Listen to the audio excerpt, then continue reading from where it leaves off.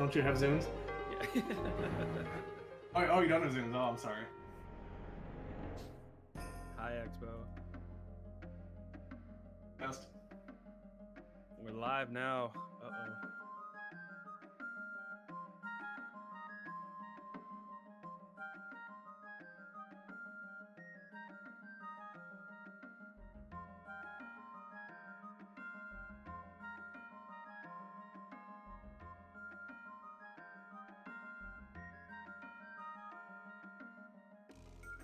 Yeah. How's this?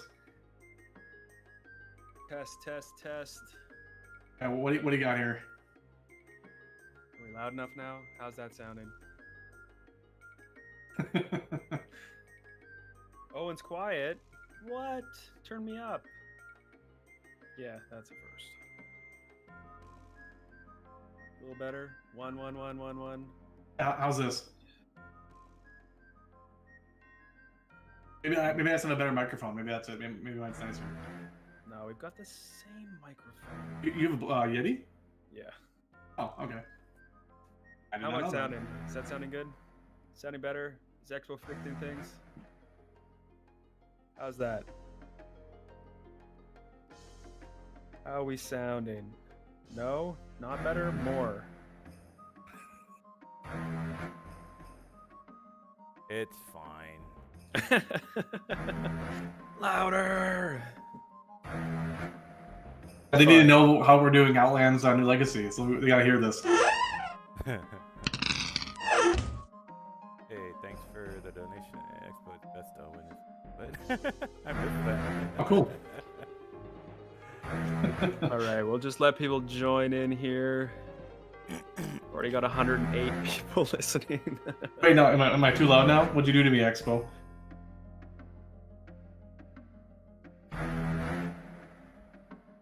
Luthius is loud as fuck, and everyone needs to match him, apparently.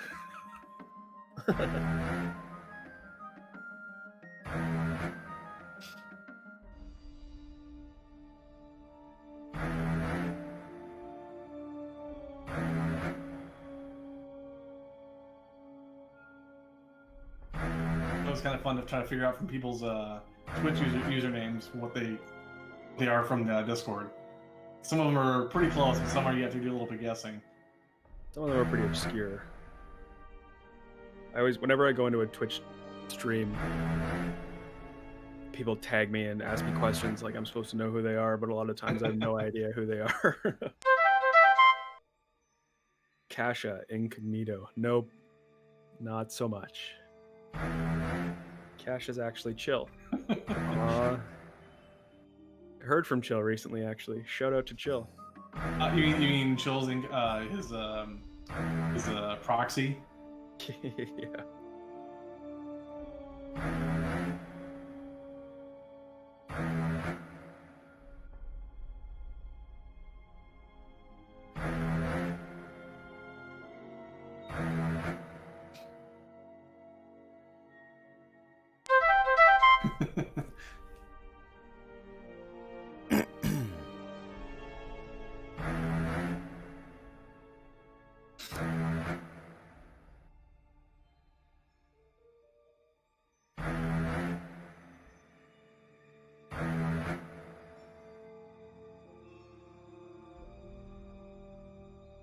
Nobody asked me to turn around like Tori on the UO Legacy podcast or the That was rude. Twitch stream.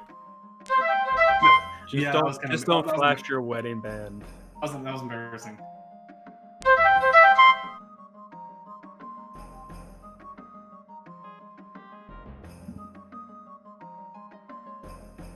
Is that any better?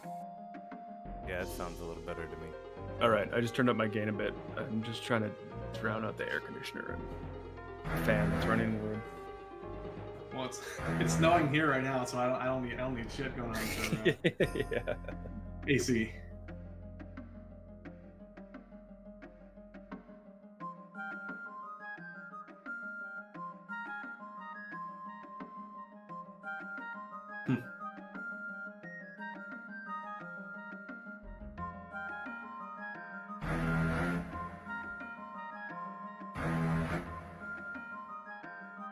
getting close. Yeah, we'll let people join for a few more minutes, and then we'll. Gotcha. Yep. Yeah. If you listen to the podcast, I did 2 of them, so you can tell I'm not a robot. You're a real person. You're a real boy. Not just hiding behind the keyboard anymore. Except I'm not sleeping anymore, so I kind of phased that human aspect out.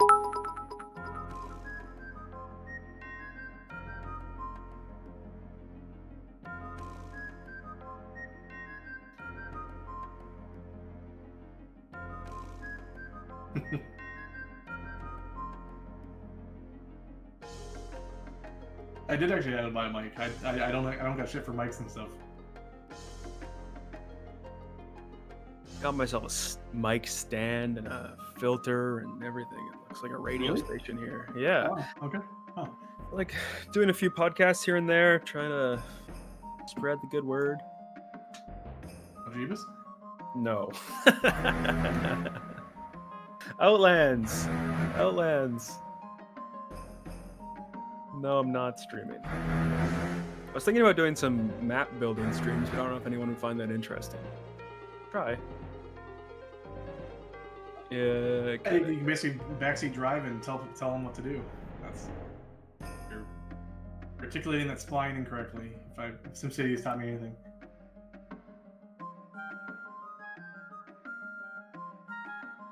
Right, maybe I'll do a map building stream in the near future. Just chat away, listen to depressing music. Sounds great. Did anybody catch the Mob of Monsters Relport 2 dev? I used to watch those all the time. Stream? Yeah, I think I watched 1 or 2 of them. I mean, I can only enjoy someone coding on stream so much, and then it's just not that interesting. But I thought what he was doing, the way he would talk through everything was really interesting. We have a streamer right now. His name's KB. I don't know if he's watching right now, but he talks through every action that he does. It's like I'm moving gold to my bank. This weapon is great. I'm gonna go to Prevalia. Like he narrates the entire day, and he streams for like hours at a time. So kudos to KB. I think he's on day 32 of streaming now. He streamed every day, getting quite a following. KB's doing it. All right, so welcome everybody to our 2-year anniversary debrief. We are fortunate enough to be joined by Luthius for the first time on a debrief, which takes a little pressure off me. I don't have to talk about things that I don't necessarily know everything about anymore, because we've actually got the man who has the plan with us today. So the main thing that we're going to be covering today is the development pipeline, but since we're now at the 2-year mark of Outlands, I think a week from now we'll be having our 2-year anniversary. Time flies. I just wanted to cover a few things that have happened in the last year, and especially since we last spoke at our anniversary, our 1-year anniversary, but also to cover a bit of what's been going on in the last few months, sort of the March to September. I last spoke to you in March. It was kind of the beginning of the pandemic, so I'd like to just say I hope you're all doing well and all your family is doing well. It's kind of a crazy time, but we're thankful that Outlands has been a place for you all to come and play. We do our best to try to keep Outlands sort of free from the real world, keep politics and the pandemic and everything else that's going on out of it, just so that you can log in, play Ultima Online, and enjoy yourself. But since March, we've definitely knocked off a lot of things that we had on our previous development pipeline, which we hope that you're enjoying. Things like the fishing overhaul and aquariums and the in-rental system, which has relieved a lot of the housing crisis on the server. There's over 165 rental rooms now. The summoner overhaul, which has obviously really taken off for a lot of players. And we handed out our first server ranking garlands. So now players that are winning those seasonal rankings are receiving a reward for it, and they're able to show it off and start collecting those beautiful garlands that were designed by Belial. We hosted a tropical deco house contest, which was controversial as always. Those subjective staff reward contests. We implemented some map updates. We added some expansions to the Bloodchalk Orc Fort. We added Haven Valley Lodge. We built, well, I built River Run Lodge, the Vampire Lair, which has had a few events now, and we're planning more, as well as some dungeon modifications like tweaks to Inferno and Mausoleum and Palma and various other dungeons, and then other sort of miscellaneous things that you're seeing around the map now. Since then, we also hired our 4th developer, Cameron, who brings a lot of experience to the table and programming expertise. He really sort of rounds out the team for us. He's been working closely with Jaden on client security and our upcoming privacy changes and client enforcement, as well as things like email password account recovery and really, sort of complex infrastructure changes that we like to leave Luthius out of so that he can focus on delivering content. Luthius also likes to stay out of them too. So yeah, more hands on deck so that we can, focus on keeping the shard as secure as possible. We hosted a tournament with cash prizes. We actually have another one coming up. King's Fair 2020 was a real hit. We had 15 events or 15 mini games that players could play. We ended up sinking 25% of the shard's total gold in the 10 days that we hosted King's Fair, which on our end is a huge success. And we implemented custom lottery, which we haven't actually done yet, but we plan to soon. So maybe something for Halloween. We'll do a custom lotto. Oh, we also sunk 57,000 mucks too, by the way. Yeah. Yeah. I made that up. I don't know how many mucks were killed. I'm sorry. So many mucks. All the mucks. I think mucks are an extinct species at this point. It's there's no more mucks left on Outlands. Sorry, Rydia, but mucks are gone forever. Speaking of lottery, if you haven't bought your ticket, you've got 15 minutes left to buy your lotto in game right now. You can get 1 for 1,000, 10 for 10,000, or 100 for 100,000. So head to the casino now. That's where Expo's streaming from. So if you want to show your face on stream and spam inappropriate comments, that would be the place to go. Yep. So I think we should just jump into this dev pipeline. Well, I mean, we could talk about sort of where the state of the shard. What about the upcoming events, right quick? All right, we can do upcoming events too. So right now we have the Halloween house deco contest. So you can deck your house out in spooky deco and submit that on the forums for a chance to win. And also the Halloween paper doll contest, which we have flashing up on the side of the stream now. It's an opportunity for you to play dress up, basically. I mean, let's be realistic. UO is basically a house and Barbie simulator at the basis of it. So you can pop on a test shard, or you can do it on the live shard, and you can wear your spookiest costume and submit your paper doll to the forums for a chance to win. And we will be hosting another cash prize tournament next Saturday at 4 p.m. Eastern for the PvP players. And also next Saturday, we will be launching... Oh, no, I've got that wrong. 2 weeks from now, we're hosting the PvP tournament, actually on Halloween. The 31st, we'll be hosting the PvP tournament. But Field of Souls, which is our Halloween event, which we ran last year, but we made some tweaks to this year, will be starting on October 24th. So you'll have a full-on week of Field of Souls action to dive into there, which have all new unique prizes. We've been working with some amazing artists lately. You might have seen some stuff for King's Fair with some new custom art, and then also for Halloween, we've released some new custom art, and that was all done by the player base, which I think is one of the coolest parts of running the server is connecting with these incredibly talented people and supporting the community and reinvesting your donation dollars back into making these amazing things that enhance the game for all of us. So we have a talented team right now. Eric Gray is also making art, one of our members of staff. Then Belial, who's been making art for quite a while, but we have these twin brothers, Battle Axe Bill and Don West, who are doing really amazing UO art for us, and we've got them lined up all the way through till Christmas. So even Winterlands in the future will have some really awesome art stuff happening.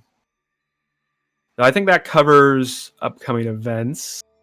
Hopefully we'll be able to do some more sort of tournament style stuff that we can offer cash rewards for, because it's really been PvP predominant. It's one of those only one of the only ways that we can sort of monitor gameplay in a controlled sense, or controlled enough sense to offer a cash prize. But maybe in the future we'll have Stygian Rifts and Strangelands tournaments, or other things that we could monetize in some way to thank our community and give them an opportunity to play for cash. It's kind of contingent based on I think all these things are doable. Some of them are a little more difficult than others, so it's really going to be kind of priority in terms of which one we find most conducive to actually being a tournament style thing. Like Stygian Rifts itself pretty much lends itself to be a PvP tournament type thing. Strangelands might be a little more difficult, but we get options though. Yeah, we can try. We can try to expand those options in general. All right, Expo, should we do pipeline now? Did I cover it all? Yep, go for it. All right. So we try to do these pipelines as a way to announce to the player base what we're up to. We obviously patch frequently.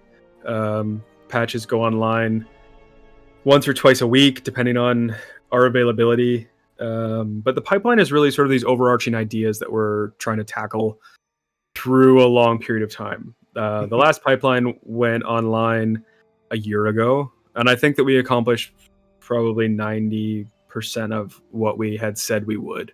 Yeah, I think the things that stand out, the ones that we didn't tackle, two of them are back on this current one that weren't on there. There was the player experience.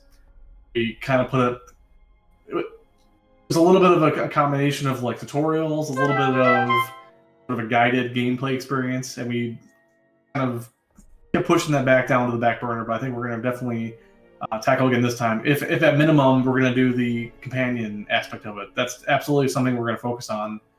And then I think the other two things we didn't really tackle were classic dungeons, and I want to say,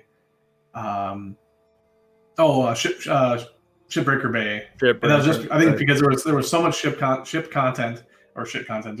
Shit content. If you think that, based on your opinion of it, but there was so much ship stuff that I had to just take a break and say, okay, we need to focus on some other stuff, because there was a lot of ship stuff in that ship overhaul. So, yeah, I think the new player experience is really important, and I know it's something that we've been sort of putting off since we launched. It was one of those like things that I was pressing to get in game before we actually launched the shard, just because we knew that we would be attracting a lot of players that had never played Ultima Online before, but also because Outlands is more complex than your average UO server.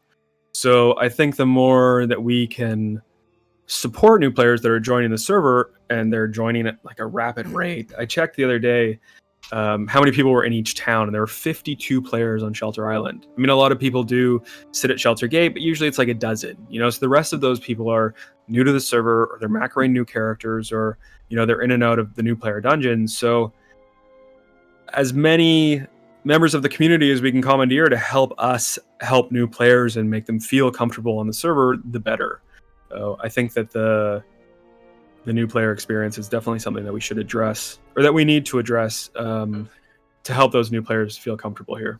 Yeah, that's definitely why that is a returning item on the dev pipeline this time. But yeah, I think for the most part, we covered, at least I tackled most of the things that were on the previous one. Granted, the order of them didn't maybe change a little bit. Some of them took a bit longer, like the PvP one was way longer than I expected, but going forward, yeah, I know what to expect now, though.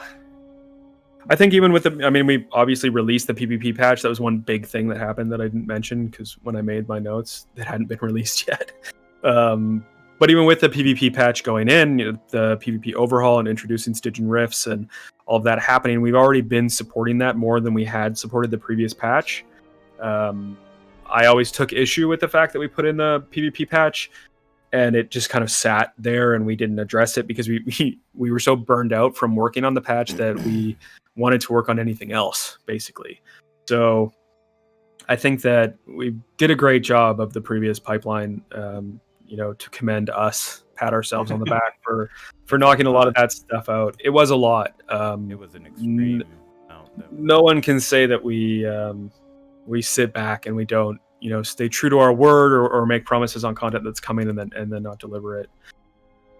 So we can start at the top. Sorry, Expo, we jumped down. I saw you Control F to find a companion there, or new player, or whatever you were looking for. So we can start with the Archery Overhaul, the Orochimaru patch. Yeah, let's just get him on here. Let him just talk about what he wants. Yeah, exactly. If I hear Orochimaru post in the suggestions channel about archery one more time, we started with making new Quiver Art. Because like any good thing, it starts with a nice visual. And I had Belial work on this quiver. I just kind of searched high and low. I looked at the original OSI quiver. It looks like garbage, as usual. And then he made this in-game quiver. We'd kind of talked about doing like aspect archery, or what unique ways can we implement archery. And I will obviously let you talk about what this will look like ultimately. Basically, it's different types of quivers that offer different enhancements to players or archers as they play. Yeah, so archery in general, I think archery. Those of us who've been around, or those who have been with us for the last 2 years, know that archery kind of went a bit of a kind of a last minute change in beta. We had a lot of PvP testing and discovered that both in terms of arena fighting and field fighting, archery, the way that we had originally implemented it, was pretty OP, was pretty insane. So we had to dial things back.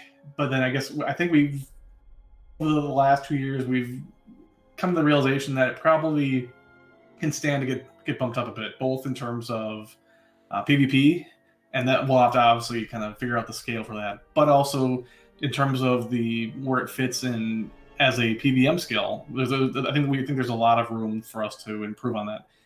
And I think the easiest option would obviously just be to improve damage, but I think a lot of what we can do with archery is sort of tactical decisions that you make in terms of, so if you look down the different quivers, I was kind of just spitballing some ideas. This is by no means a comprehensive list, but I was thinking of different ways that you could potentially plan your quiver around what sort of gameplay you want to try. Like, for example, you could do a pincushion one where you really focus on doing a lot of accurate hits and maximizing how many shots you do. Long shot could be, ideally, each one of these would make you tactically think about what you're fighting. So for example, like incendiary quiver, you would use that when you're definitely in an area where you have multiple mobs nearby, so it becomes kind of a bit of a mini AoE. Long shot would be for mobs you probably don't want to get in close range with, because they have either area effects that are a certain ranged, or spellcasters, so you want to keep far away from them as possible. Maiming quiver if you want something to deal with hinder, or and then the broadhead and bodkin ones were kind of managing and looking at the armor rating of what you're fighting and exploiting that, either by doubling damage again, or doubling the armor of something that has really weak armor, so it doesn't give them much of a bonus, but then you get a decent bonus.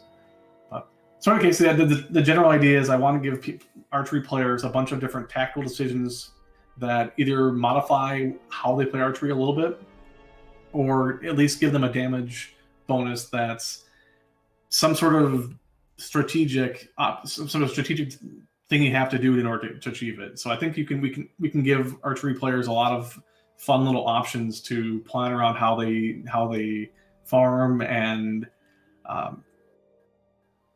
in general, it should boost their DPS to a place where they're at least close to, or much more closer to, what other Dexters do, but they still feel like they're actually playing a very different type of skill than just, we don't want to normalize everything where you're basically just doing the same damage, because that's not fun to have just like, a visual difference between a bow and a halberd or a warfork. But playing your archery character actually feels different. So that's going to be the goal with it. And we're going to definitely explore different types of quiver options and look at how we craft them. It's definitely going to be crafted. So I think we're going to play around with that a little bit and see what kind of tumbles out of that. I think that archery is one of those skills that in the Ultima Online world has always really felt special. And I don't want to say that in a ridiculous way, but being able to fire a bow from a distance and do damage to a monster or do damage to a player has always been really cool. Similar to being a mage, casting a spell, or controlling pets. It's one of those things that has always been special in the Ultima Online world. And it also has a special place in my heart too for PvP, because for the longest time on OSI, and I guess even technically on like IPY and other servers, playing a tank mage archer with a heavy crossbow, something that just feels great. And I think we can probably fix some of the PvP stuff to keep it still at a point where it's not overpowering, but it's a lot more rewarding than it currently feels right now. Yeah, for sure. Like one of the first Sphere servers I ever played as a kid, they had really, really strong bows. And I remember you could fire a bow. It was like a bright blue color. It was called a lightning bow, and you could fire it at a monster. A lightning bolt would crash down on them and make a sound effect. It was the most basic in terms of code and delivery, but it was one of the most satisfying and exciting things about the game. Like being a new game, you could have this bow. It's the most incredible thing. So if we can capture some of that, nostalgia for making archery great, that would be really awesome. And I think that would check a lot of boxes for players who want to be archers, because it's pretty much, I don't want to say it's an abandoned skill, but it's definitely been left behind in terms of our development or the progress of the Shard. And I would love to see more archers playing competitively in terms of, the damage that they're doing or the benefit that they bring to a boss encounter or, into the Shard in general. So Sure. I think it looks good. It'll be exciting. It, has a lot of qualities that will appeal to the player base for sure. Yeah, and then kind of for both this and I guess I'll roll into the next topic here, which is the Dexter Overhaul, because that Dexter Overhaul essentially you can kind of look at as the fencing, macing, swords overhaul. Try to capitalize a little bit on what we did for the summoning overhaul, where you had a lot more options for things. You can kind of choose pieces, or you at least can modify your loadout based on what you want, how you want to tackle things.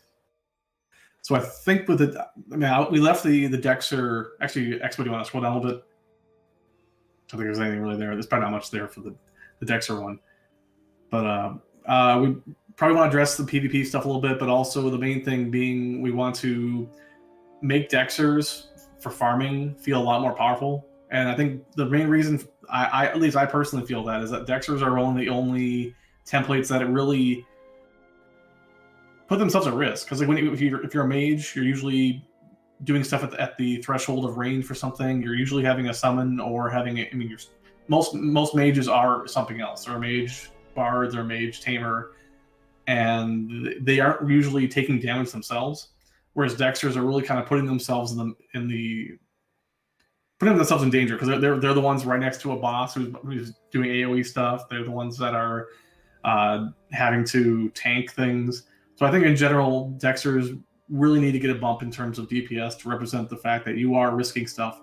Not to mention you're also risking a lot of gear, because in general, Dexters are a really gear-heavy build, which means you're risking that too. So, and I've been kind of spitballing some ideas. One of the things I was tossing out was the idea of having something kind of similar to the Summoner Overhaul, where we have like some sort of either a tree or a branching or selectable system where you can kind of pick from stances or various moves you can essentially do for PVM to try to give you more utility.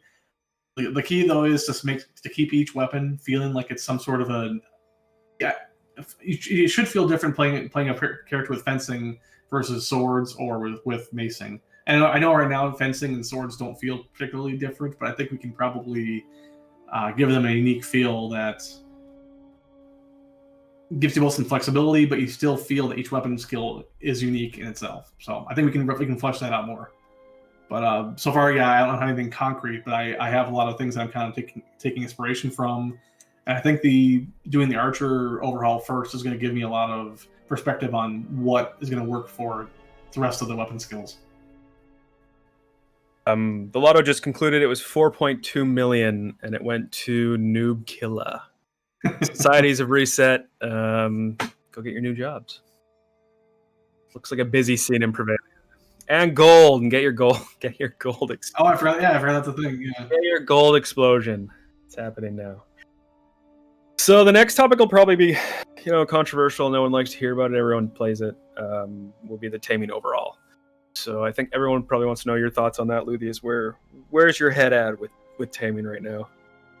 I think anybody who plays a tamer knows that there are certain ways right now that tamers are a little bit overpowered in certain things. You can see it in the creatures that everybody picks, and it's really no surprise that any sort of mechanic that you have where you can essentially infinitely scale your damage is a problem for balancing purposes. And right now, AoE being unlimited, especially in certain circumstances where you can get a gigantic number of creatures all at once.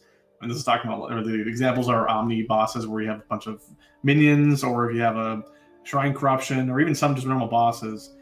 We probably need to address the fact that Tamers can get a exponentially large amount of damage compared to other builds. So my initial thought was I still want players to have some sort of control over how much AoE they can do.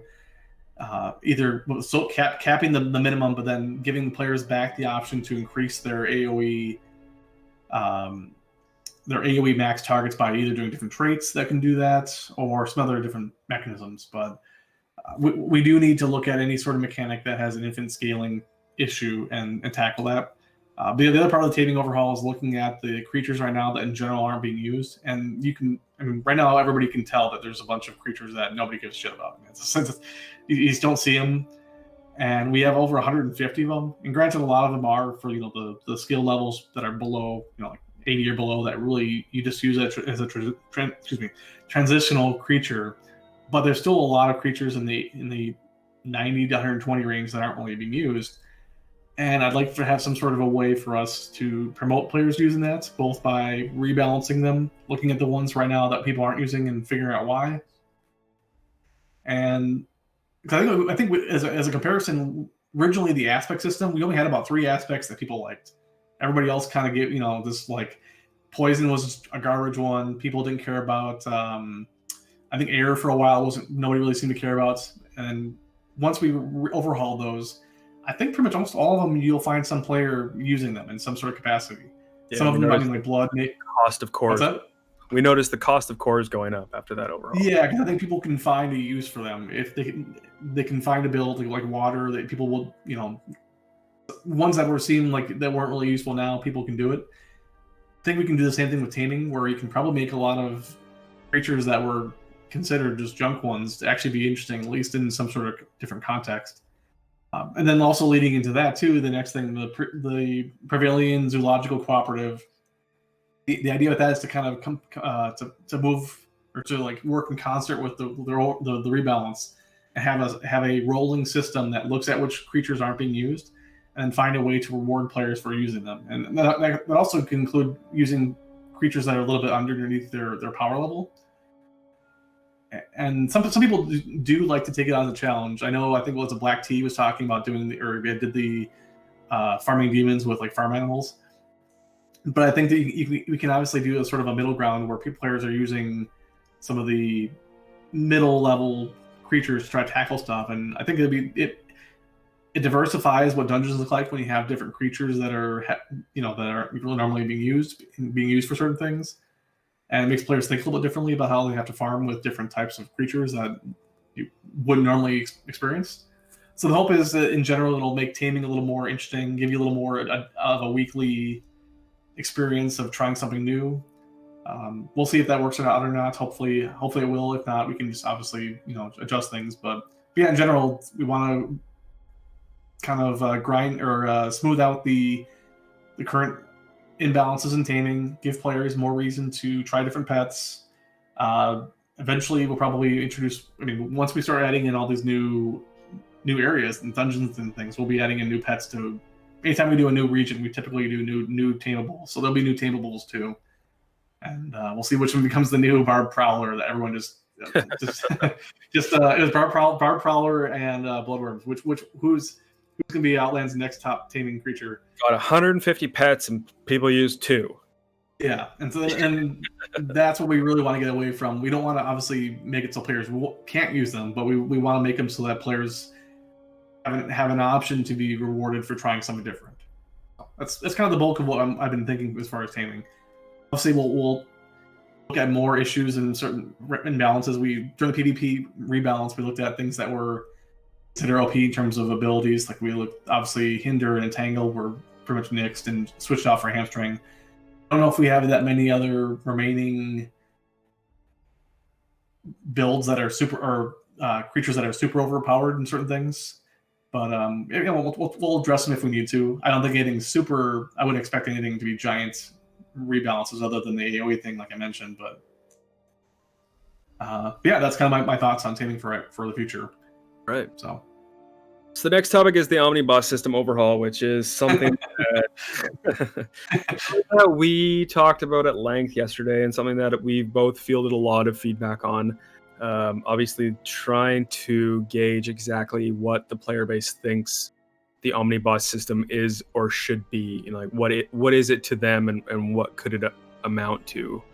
Obviously, when I introduced the idea of the mastery chain system and the Omniboss system to you, I wanted it to be something that players had to fight for, and it was contest, it was PvP, and yeah, I'm going to force you into a bloody conflict to get the ultimate endgame item. But what the Omniboss system ultimately became, or what the mastery system became, was like an additional layer on top of the aspect system. And right now, as the Omniboss system sits, it's basically a time trial to see how fast a guild can knock down the Omniboss. And depending on which Omniboss they get dealt, randomly, depends on how quickly they can take it down. But it's really, I can't stress it enough that the mastery chain system is endgame and the Omniboss system is endgame. And my main sort of personal struggle, which we talked about at length, is that I don't think that everybody should always have access to everything at all times. And we've really sort of democratized gameplay, which is great, because players do have ways to gain access to the endgame system without being in a large guild or without being, in his quote unquote Zerg. But we sort of came to a realization last night that looks a lot different than what we've put into the pipeline. So maybe you can talk through that. Yeah, I mean, just to go back a step there. Yeah, I think Owyn and I have just very little different perspectives on, I think, accessibility with content, and that's not to say either what one of us is correct or not. But I think with our experience with the Omni is that we've gotten a lot of feedback from players who they themselves put a lot of work into getting all of the prerequisite pieces needed to do an Omni, or to do an Omniboss, both in terms of getting the tokens needed for the tome in order to summon them. There's also a lot of coordination that goes on with having to actually do an Omniboss. You need to get a bunch of players together, coordinate schedules. Guilds basically will schedule. I mean, sometimes like just days in advance, planning out how we're going to tackle this, and it's a bit of an event when you're getting 40 people together and organizing a guild house for this sort of thing. Even just planning logistics of how you're getting your shit home after you do it. So that was kind of the originally, as per the overhaul here, we were thinking about doing a bit of the trying to reintroduce the PvP aspect into it, where we have a 25% points where Omnis become public. The problem, I guess, with that is that a lot of people, I think someone else addressed this earlier, but a lot of people don't really feel that's fair in order for the amount of work that goes into actually getting the Omniboss summonable and tackled versus the amount of effort it takes to be able to raid it and grab those things from it. So what we were discussing is the different approach that we're kind of thinking right now is to use Omnibosses as a 60-minute window still. You summon an Omniboss, you have 60 minutes, no matter how many players you have with you, whatever. The difference is the size and scope of the Omniboss dynamically scales based on the number of players you bring into it. So anytime you bring a new player damaging it or participating, it scales upwards and becomes more difficult. But then you also get more links for it. So the goal becomes, what do you reasonably think that you can do in 60 minutes? So for the 60-minute window, the PvP aspect of it is pretty much out the window, just because players are really invested in it. They don't want to have somebody jump in and steal all of their work immediately. However, that being said, what we want to do then is, after the 60-minute window completes, the boss dies, you get the loot based on how far along you got. You obviously get the links based on how far you progressed with the damaging of it. But then what I want to do afterwards is then create like another 30-minute window where you automatically have a public Omniboss equivalent. That it won't be the same number of links, but it'll basically be a server-wide event where it's announced that there's now a public Omniboss in play, and everybody can Actually, sorry, to take a step back, I was going to remove the Omni Rune, the Omni Rune system from, if your guild summons the Omniboss, you don't need to worry about Omni Runes. We'll just get rid of that. However, for the 30-minute afterwards part, anybody who wants to basically raid the public one, they can spend Omni Runes to jump it and then fight over it. So then we have a 30-minute window of players all doing PvP, trying to get free public links. And I think that would address a lot of what people think of or want for a publicly contested PvP. I mean, obviously PVM hybrid, but it won't infringe or it won't bleed into the original guild's Omni because it's its own separate thing. So I think players won't feel like they're being screwed over by somebody else. And then afterwards, you get a fun server-wide event that anybody else can PvP over. I think that satisfies a lot of what the player base is looking for. I mean, it's a hard pill to swallow for players that want something that's really Feluca based and it's contestable and it harkens back to that champ spawn idea. But there is a lot of work that goes into summoning an Omniboss, and I think the key point, just to summarize what you were saying, is that these things will be dynamically scaled, and the more players that you bring, the harder it will be. And at the end of 60 minutes, you basically get what you get. So it's a time trial based on dynamic scaling in a PVM sense, and then there's an open event for the server afterwards, thanks to your hard work that you can either defend or you can abandon. Basically, what we were hearing from the PVM guilds, who are the ones that are doing it, is that they would leave at 25% when the gate would be open. So at 25%, the Omniboss would be available to everyone, and they would just drop their shit and go and say, all right, well, I'm not, I can't, there's no point in me staying here. I'm not going to lose the gear that I'm wearing. I don't want to do this anymore. So we're just going to take 75% of what we can get in terms of links, and we're going to leave. And then what would be left to contest over would be the corpse, the loot that's on the corpse. So, and actually, I mentioned this in the chat, but yeah, I think the idea is that after that 60-minute window ends, you would have a 5-minute essentially window where the guild that did the Omni can leave, and then they can get their stuff out, and then 5 minutes later, a 30-minute window kicks in, or 25-minute window kicks in for the open world PvP one. So it's not like you're going to suddenly dump in a bunch of PvPers into their Omni realm immediately. You'll have some time to clear it out, and then basically get ready if you want to choose to jump in and join in on the PvP one, the open world one. So. Yeah, I think one other key point to mention is that we're going to be opening all 3 Omni rooms at one point. So yeah. So actually, I've already coded that too. So we I mean, you can see in the preview, the Gump window, the menu where it shows the different which Omnis are currently up and who summoned them and whatever. They'll basically still be there, so you can join in with ones and see which ones are going. And then obviously when they go public afterwards, that's when you would be as a person not in that guild being able to jump in to do the open ones. So you'll see the open ones in that list and spend an Omni room to jump in and try your luck on the public one.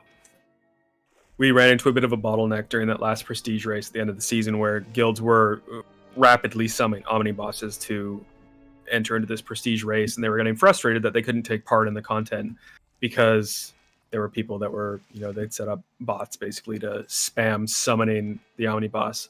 So we're going to just increase the number of Omni rooms that we can have going at any time so that more players have access to that endgame content to avoid that frustration, because we know that it was frustrating for people. So, we're hoping that will both satisfy the PVM players, but also create a new mechanic that creates essentially open world PvP, more or less. I mean, granted, it's still in an instance area that's a gray zone, but I think that'll be reminiscent of people's experiences with champ spawns and gigantic fights. So we'll see how that goes. I'm feel a little better now after our discussion on it. I think it can kind of accomplish what we originally had hoped for the system as it being a PvP engine at some point. So right. Yeah, we'll see how it goes.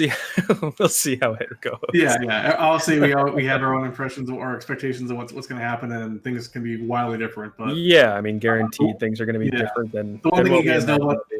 The one thing you guys know about us is that we're not willing, or we're not hesitant to admit if we're wrong and try to do a different retake on things and retool stuff if shit doesn't work. So we think it's worth giving it a shot for sure.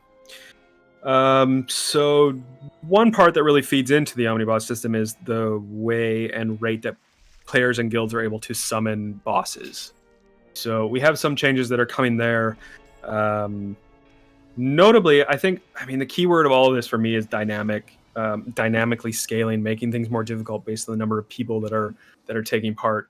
One of the most frustrating, depressing things that happens on the server is when I pop into a boss room and there's 35 people that are playing and they're melting our endgame content in seconds. Like literally an endgame boss will be down in under 2 minutes. And for me, that's, it's great. You're all playing together. Obviously, it's an MMO. That's the whole point. You have a guild and you have a sense of community and whatever, but there's no challenge in that for you at all as players that are reaching that point of the game. So I think one way that we can address that is to begin to dynamically scale boss content. The more people that are hitting the boss, the more difficult it becomes, and obviously the more reward you're going to get to a certain extent from doing that. So small groups will still be able to tackle that content with their small group, but large groups will see an actual challenge and hopefully a reward that you feel is worthwhile, but also will gateway access to the Omni system in a certain way. You'll actually have to spend more time fighting these bosses or take more time to challenge that content. But yeah, I'll throw the rest to you, Lucas. See what you have to say. Yeah, I know we've got a little bit of negative feedback on the 24-hour lock cooldown thing, and to be honest, that was just me kind of spitballing because right now we've had several issues with players just like essentially burning through bosses, both in terms of when they get summoned, they get destroyed like immediately, but then there's also you have giant guilds that are farming dungeons and stuff so quickly that they're able to summon a boss like multiple per day, and that's not to say that shouldn't happen, but I think we kind of need to throttle it a little bit at least, and it also does have an issue with the prestige game, which has been a little bit of an issue. I'm not saying we're going to actually do the 24-hour cooldown. That was just my initial thought as an option. There's probably a lot more things we could do that are more fair for guilds. But I would like some sort of mechanism to at least scale things a little better on a per guild basis. But yeah, as far as the actual bosses, looking at the current chain of what happens for summoning bosses, what happens for obviously the Omniboss. So both of those, the Omniboss and regular bosses, the idea is that we're going to try to scale the difficulty of them dynamically. I had originally thought of doing it where you can pick, like so the original example for Omniboss was that you would when you summon it, you would click a little slider and decide how many links you got. The idea for our bosses that you get a little menu where you click check boxes saying make it tougher, make it have more minions. I think just in general, we can probably figure out a better system that dynamically scales based on the number of players, so that it always creates a experience that's balanced based on your size and what you bring. And so I think that's probably the route we're going to go for now, is that just have it be dynamic, not have it be player driven, have it just automatically automated to be a challenge for you. So, and you can't just choose to make a really easy one for about 40 people or whatever. So right. And obviously that's kind of the base is going to start where it is now. We're not going to make it easier just because one person is tackling it. Where the bosses are now is where they'll start, and then depending on how many players are taking part in the experience, we'll scale it upwards. So we're always up for modifying things, and the bosses have been the same since they were introduced. So maybe if there's time, we can look at changing their attacks or adding in new attacks that might surprise people or take groups that are very used to the current boss mechanics off guard a bit. But I think in general, the dynamic aspect of the system is the most exciting part of that change. Whether we introduce the 24-hour penalty or not, I was a bit against that just because I don't want to lock people out of content. We want people to keep playing, and we don't want them to feel like what they're contributing to their guild isn't worthwhile. But it might be the only way to sort of slow down that progression. And one thing, honestly, a hard cap. We don't even need to do. We don't necessarily have to do a 24-hour lockout. You could do something where if you summon a boss, your next the XP, but your progress scaler drops. So you're only gaining at 80% for the next some points. And the more and more you summon, the slower, the more and more effort it takes to keep resummoning in a short window. So there's ways you can throttle it that don't lock it something out completely. I think we have some options on that front. As far as bosses themselves, obviously we know right now that there are certain bottlenecks that are keeping people from doing the Omnis, and the Lord Bile being the most notable one. So I think looking at our current bosses, which ones are people hate doing, look at no changes to those ones. Okay, all right. Lord Bile is now the baseline, everybody. Yeah. But no, so going back to the Omnis too, original concept with the Omnis is that we were originally going to create them as giant meat shields that would exist in a giant arena that you basically be doing PvP around them. But obviously that didn't turn out to be how it resolved. So the abilities that I coded for them were pretty basic. There weren't a lot of good AoE. There wasn't a lot of stuff that made people have to really think much. That's definitely going to get changed. We're definitely going to give the Omnibosses more of a regular boss feel, where the abilities are dynamic and interesting, and that's something that's going to get looked at. The original bosses and mini bosses will probably have some more abilities added in. I was originally thinking when I built them that I'd have like a variant version, so like each boss would have 2 variants. It could be different, like different elemental aspect or some sort of side thing. So I think that's something we can definitely look at too, to give them a bit more. You have to change your tactics based on what version of the boss you get. I think that'd be kind of interesting. Just introducing new damage types and or even just evenly things to dodge. Yeah, and I think my original reticence too was the fact of how many of them there are, because we got 9 bosses and 9 mini bosses, which each boss has I think 6 abilities. Each mini boss has usually 4. That's kind of a lot of abilities to code to create alternate versions of them. But I think at this point I can probably come up with some stuff. So, right. Yeah, that mostly covers what we're thinking for the boss stuff right now.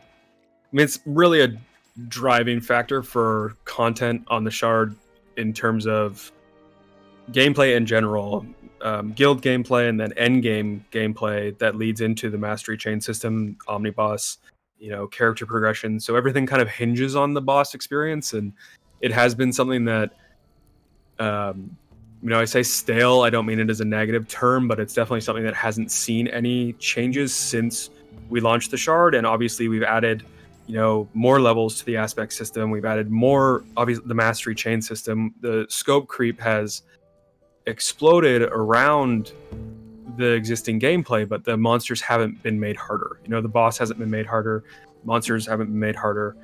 So I think it's sort of ripe time for us to look at making those experiences more challenging for players. So it doesn't have to be annoying, but it could definitely be a bit more difficult. So the dynamic scaling aspect, introducing some new, special moves or attacks, what have you, for each boss would probably be appreciated by the player base. So we'll tackle that at some point. I'll talk about the next part. Dungeon expansions. It's all me. It's really hard to find time to map these days, but it's something that I really enjoy doing, so I try to put in some time with it. One dungeon that I wanted to tackle first was Nucero, because it's quite small, it's not really lucrative, there's not a lot of monsters there, it has potential to be made larger. So I finished that map. Basically, I'm just trying to flesh out the deco. I need to pin Luthius down to have a creative discussion on what sort of monsters we imagine will happen there. But the map is more or less fleshed out. One thing I like about Nucero is it has a really classic aesthetic. It looks like Shame or one of the classic original dungeons. So it was quite sort of cathartic to work on while I was down there. Mausoleum 4 I would like to see fleshed out. Mausoleum is probably one of our more popular dungeons. Mausoleum 3 has always been really fun and lucrative for players to play in, and recently added a few more rooms and made it less linear. That was one thing that I was really hesitant to do. Mostly was just my ego getting in the way. The feedback that dungeons were linear, and it took me a while to figure out what that meant, because when I thought of the original dungeons, they were all linear too. You started at level 1, went to level 2, went to level 3, and it was the end. and you were stuck if you got caught. But the original dungeons you could recall out of, but our dungeons you can't. And if you get caught in a precarious position, you're more or less screwed where you are. So I went back through most of the dungeons and looked at what I could do to make them less linear. And I started with Mausoleum 3, added another entrance to Mausoleum 3, added a few more outline rooms and hallways that players can go into to run around in. I modified Palma 3 as well. It has another entrance and added another hallway, so it's much more circular.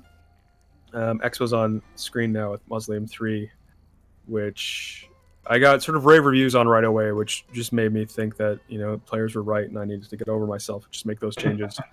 So I was happy to tackle that. Obviously got rid of the annoying Inferno concentric circles. Now you can get down to level 2 really quickly. But also what we have coming down the pipeline is Mausoleum 4. I think that Mausoleum has an interesting character or, you know, identity in terms of the reanimated aspect. It was a bone of contention for me when we were creating the shard. It's pink. The pink's the theme. Pink everywhere. I think a lot of people questioned my sanity when I proposed and came up with that, and I don't know. I still find it endearing, but then again, some people also don't like what I did on and Corp server with Covetous, but I don't know. I think it's different. I think it's memorable at least. Yeah. So Mausoleum 4 is basically done. It's ready to be fleshed out.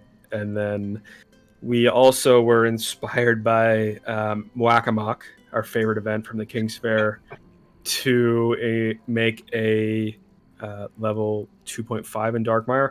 I don't really want to work on level 3 of Darkmire. I know that it probably could use some work or could be expanded, but it's just really beautiful and symmetrical, and it took me a long time to make it. So I don't want to change it too much.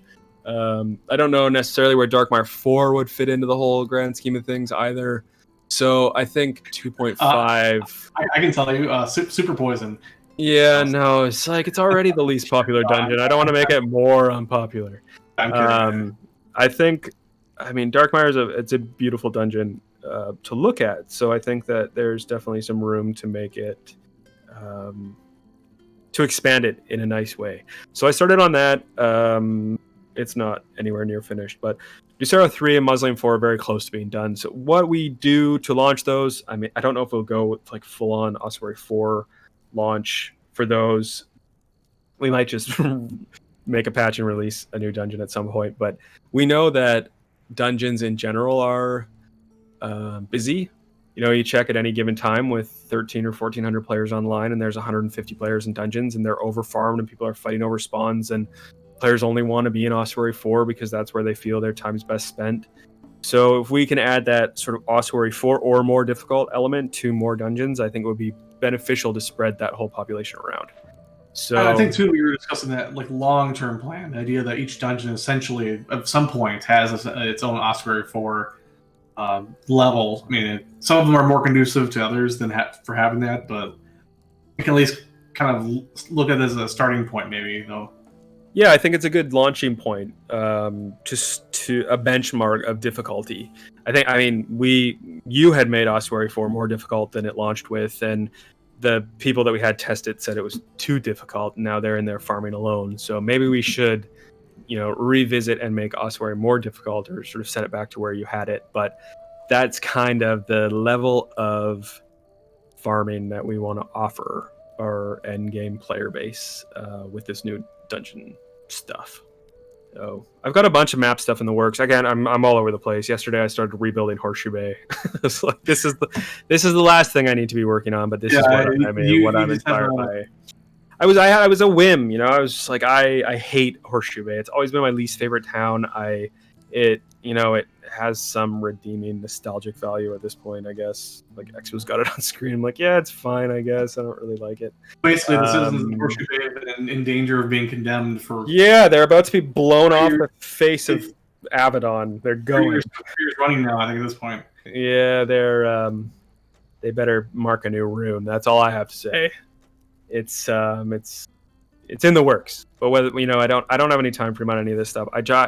I was so mortified at how long it took for us to release Osprey 4. It's like I teased it a year before it actually launched. It was like we had a whole guild quit over it, because we'd made a promise and we didn't deliver on it. So I'm trying to just tease things but not say when anything will ever happen.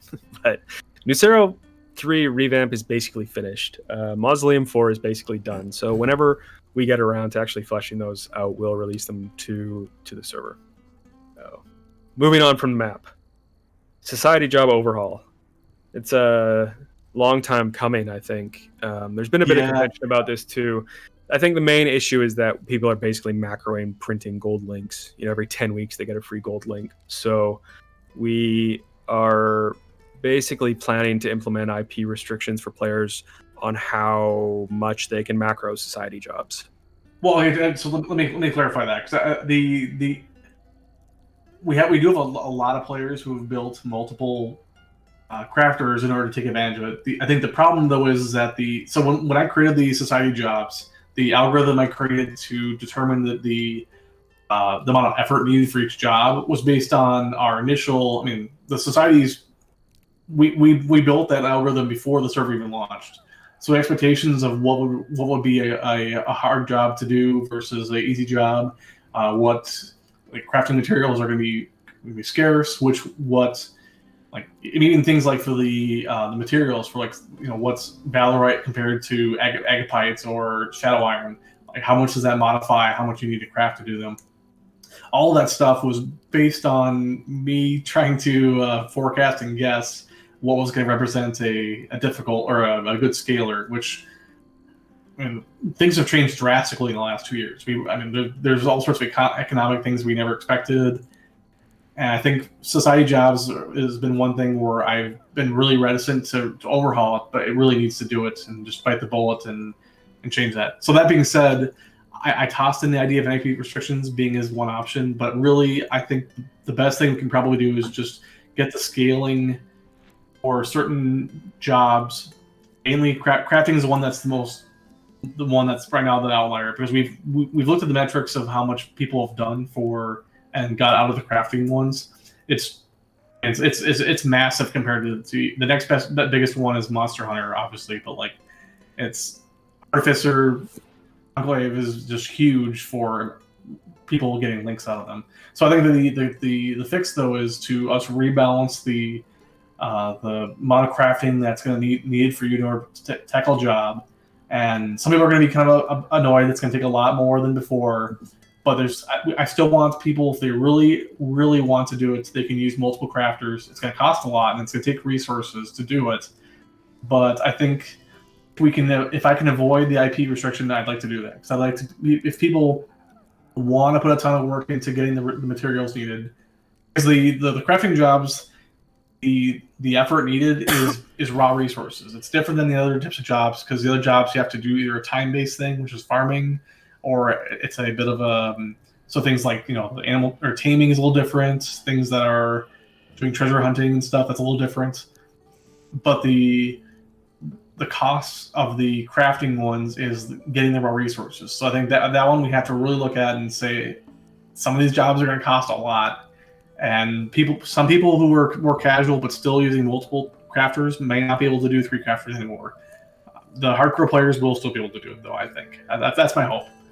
So the IP restriction is a last-ditch resort for us to curb things if we find that people are still printing links. So that's my thought on the system. We're going to look at... I think in general, the society system is really one of the main driving forces of the server, and people don't realize how many players are taking those jobs, and that is what sort of forms their gameplay. We get a lot of players that log in like, do you have quests, do you have escorts, do you have this, do you have whatever it might be, and our answer is always that we have societies. And if you go there at Friday at 8 p.m, you'll see just how many people are actually taking part in these these jobs. Like now, earlier actually. Yeah, it's a madhouse. They're people are asking for us to increase the range on NPCs so that they can take jobs more easily. So it's just something that has the potential to be saturated, and we're just trying to be mindful of what players are up to with that, especially because it is an access point for our endgame systems. And it's something that I just want to keep an eye on to make sure that it's not being abused, instead of those players actually having to access those endgame items through actual channels. By actual channels, I mean like gameplay channels instead of just macroing channels. So something we're keeping an eye on for sure. Yeah, so as far also as part of the, I mean, I mentioned algorithms, but there's a little bit is relooking at what the actual time and effort is for some job types. There's something. I mean, for the longest time, we did have the algorithm did pick things like diamond elementals, and you need to farm like 80 of them. Everyone's just like, oh, fuck that, pretty much. But I think there are some ones that we can kind of relook at what the actual task is and make it a little more scaled down, basically based on what it actually takes time wise to do them. So shout out to Clyde Frog, who threatens to quit every time you have to tame 120 pets. I think he's quitting again this week. Bye, Clyde. Thanks for playing. See you later. Let's move on from that. I can cover that one just because it's pretty quick. The idea that right now we need to do an audit of the mastery chain system and look at which links are crap. And to be honest, we know which ones are not used. And part of that was some of them were intentionally kind of, I won't say intentionally crappy, but they were sort of padding out the system. Originally, the original plan for the system was that we weren't going to have reforging in place. You were going to have a pretty fairly large swath of options for links, and then your bottleneck would be that you need to get a certain number of links in order to actually get one you wanted, and so you're going to have to kind of suffer through some crap ones. But when we added the reforging, it more or less took that out of the equation. So at this point now, we can look at what links players actually want, rebalance the ones that right now aren't very good, or I don't think we're not going to remove them because we can't really remove ones that already exist. But for the ones like increased resist that aren't really super popular, we can probably rescale them to the point where somebody can find a build where they would actually use it in some capacity. And then we will probably add new ones just because there's things I overlooked when I first built them.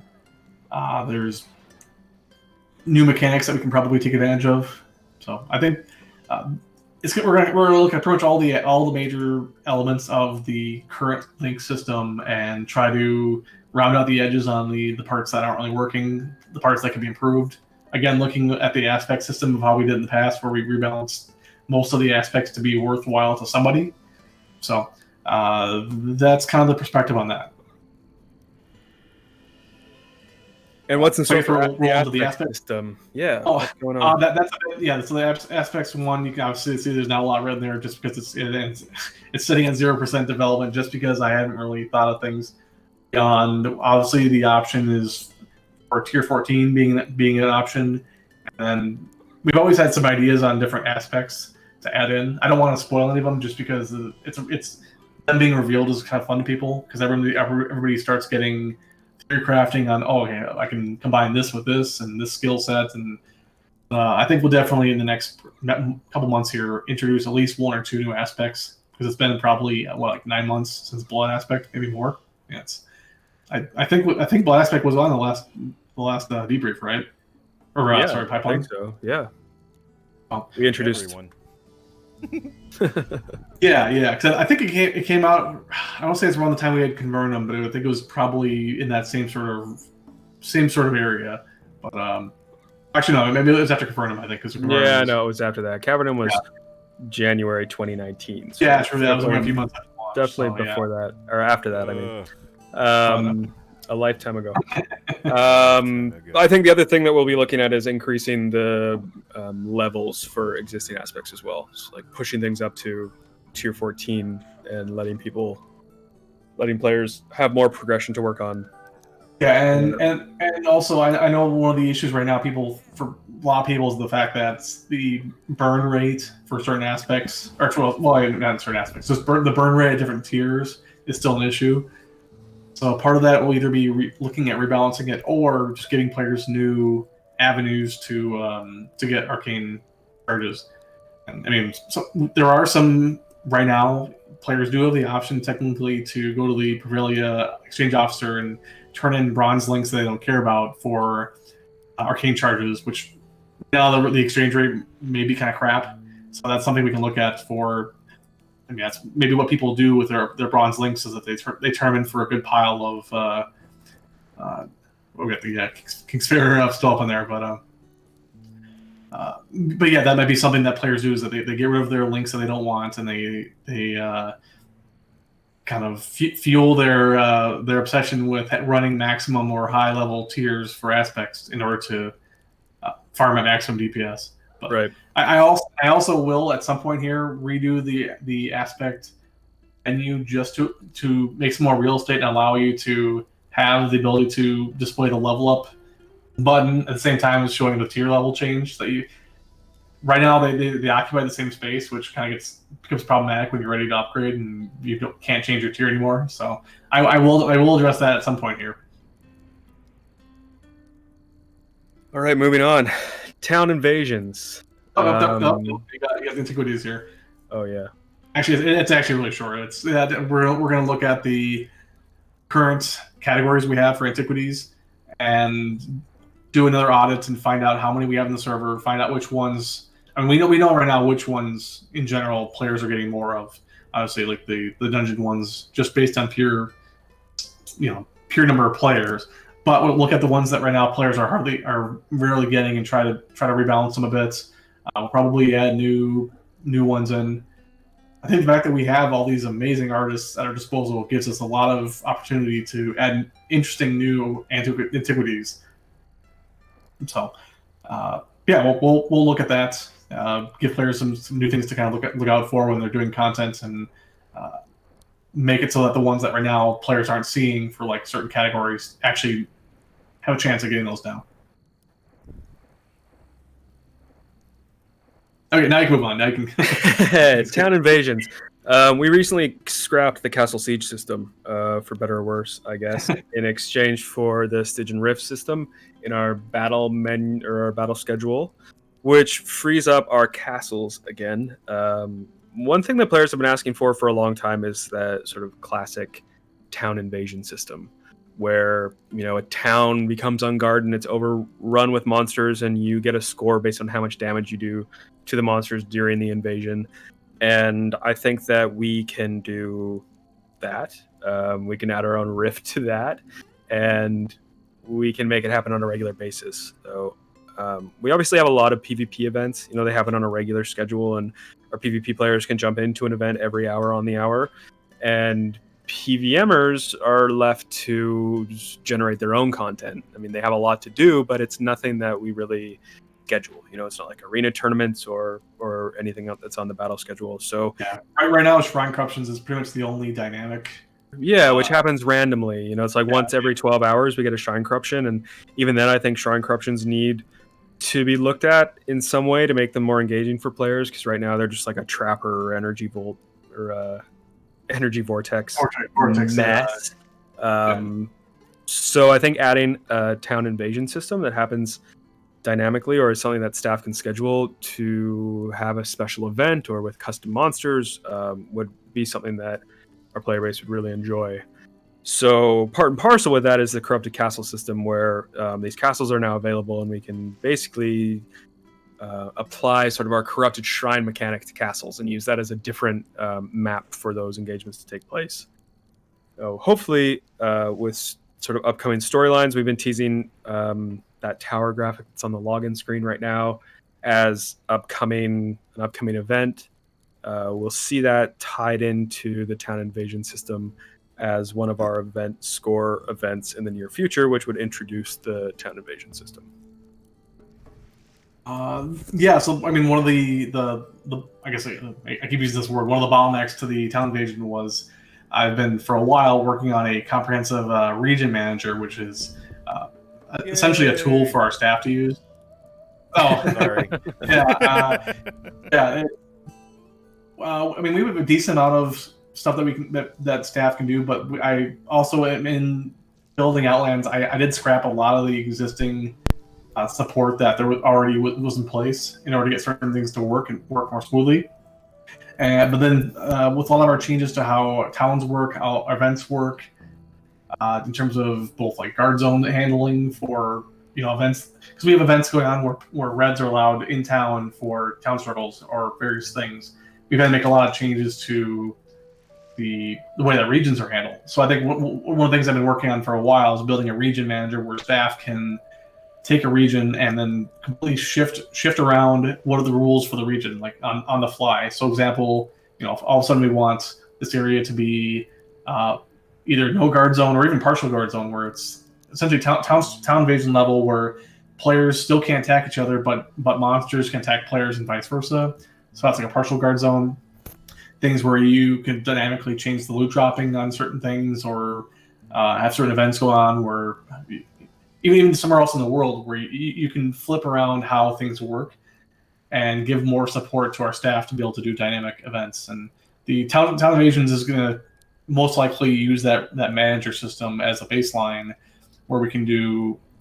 When we were thinking, the castles being the focal point of where an invasion happens for something, and I think I was also in my mind thinking that we could do, because right now we have all of those different town NPCs. You'll see the Andarian, the Andarian guards. You'll see the Prevailing guards. We can do things where you could have like rebels come into town, spilling in from that castle, or any sort of event-based system that makes sense from a thematic standpoint, but also is an interesting town struggle. So, castles will be one point, but I think we'll also have all sorts of different types of invasions that'll be interesting, and you can find different ways to move them into the places that players at. One thing we haven't really used too much, or at least players probably haven't seen, and I think anybody who's played Ancorp knows that there was a lot of waypoints. I built a custom waypoint system that was actually pretty complex, and it eventually had a pretty significant CPU usage. It would actually cause lag if you had enough waypoints and enough stuff operating on them. But I think with our invasions, we can probably create some pretty interesting pathfinding and interactions happening with NPCs at different points. You can basically script in events to happen with groups in AI. So I think we can do some pretty interesting things going forward with that. All right, dungeon keys and epic dungeon chests. This was a system that one of our counselors proposed to us as a way to sort of... The general idea is that one man's trash is another man's treasure. There's a lot of monsters that are killed in dungeons and the gold's not looted, or the special items are overlooked. And I thought that I would use the opportunity with the Stygian Rifts, the node rooms, to create a location for each of these chests. And the idea is that all of this loot that's not looted by players will be collected into a chest, and at a certain point, a key will drop on a monster at random that will unlock that chest. So the event that we have to figure out is what happens after you open the chest. You get the loot, but is it a progressive monster spawn? Is it like a T9 or a T10 treasure chest monster wave that spawns at you, or what happens? But it's just an added layer of complexity to what you're already doing in dungeons. An extra layer of risk or an extra potential bonus for players that are already farming like crazy. Yeah, and also there's a handful of considerations I think we need to give to the system. Just obviously the fact that you're talking about a lot of garbage, drops on monsters, and nobody's gonna want to sift through a chest of 500 scrolls or like 50 potion types. So I think a lot of what needs to happen is we need to figure out a way to filter in items that are actually of value. I think, in an example I discussed, having actually want to go down a little bit, Expo?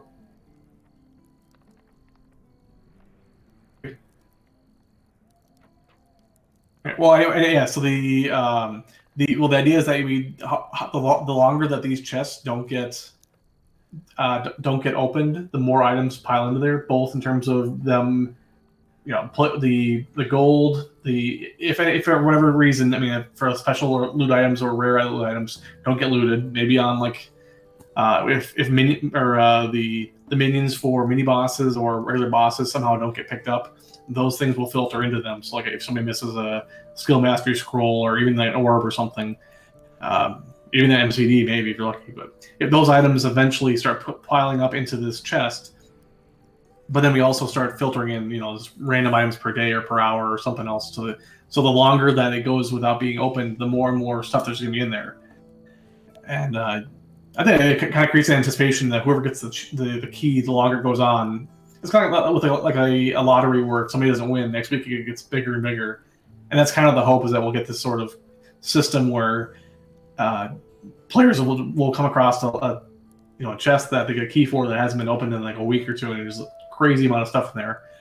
But then again, our issue is then deciding how do we actually manage the act of unlocking it. Is there more things? Do you have to go through a progressive spawn first? Is there other sort of things you have to tackle? But then we also have to deal with the chest location is hard coded, so we do have to deal with players who are camping the location and trying to raid you. So we need to think about that. But in any case, I think it's an interesting mechanic that would be kind of fun to do.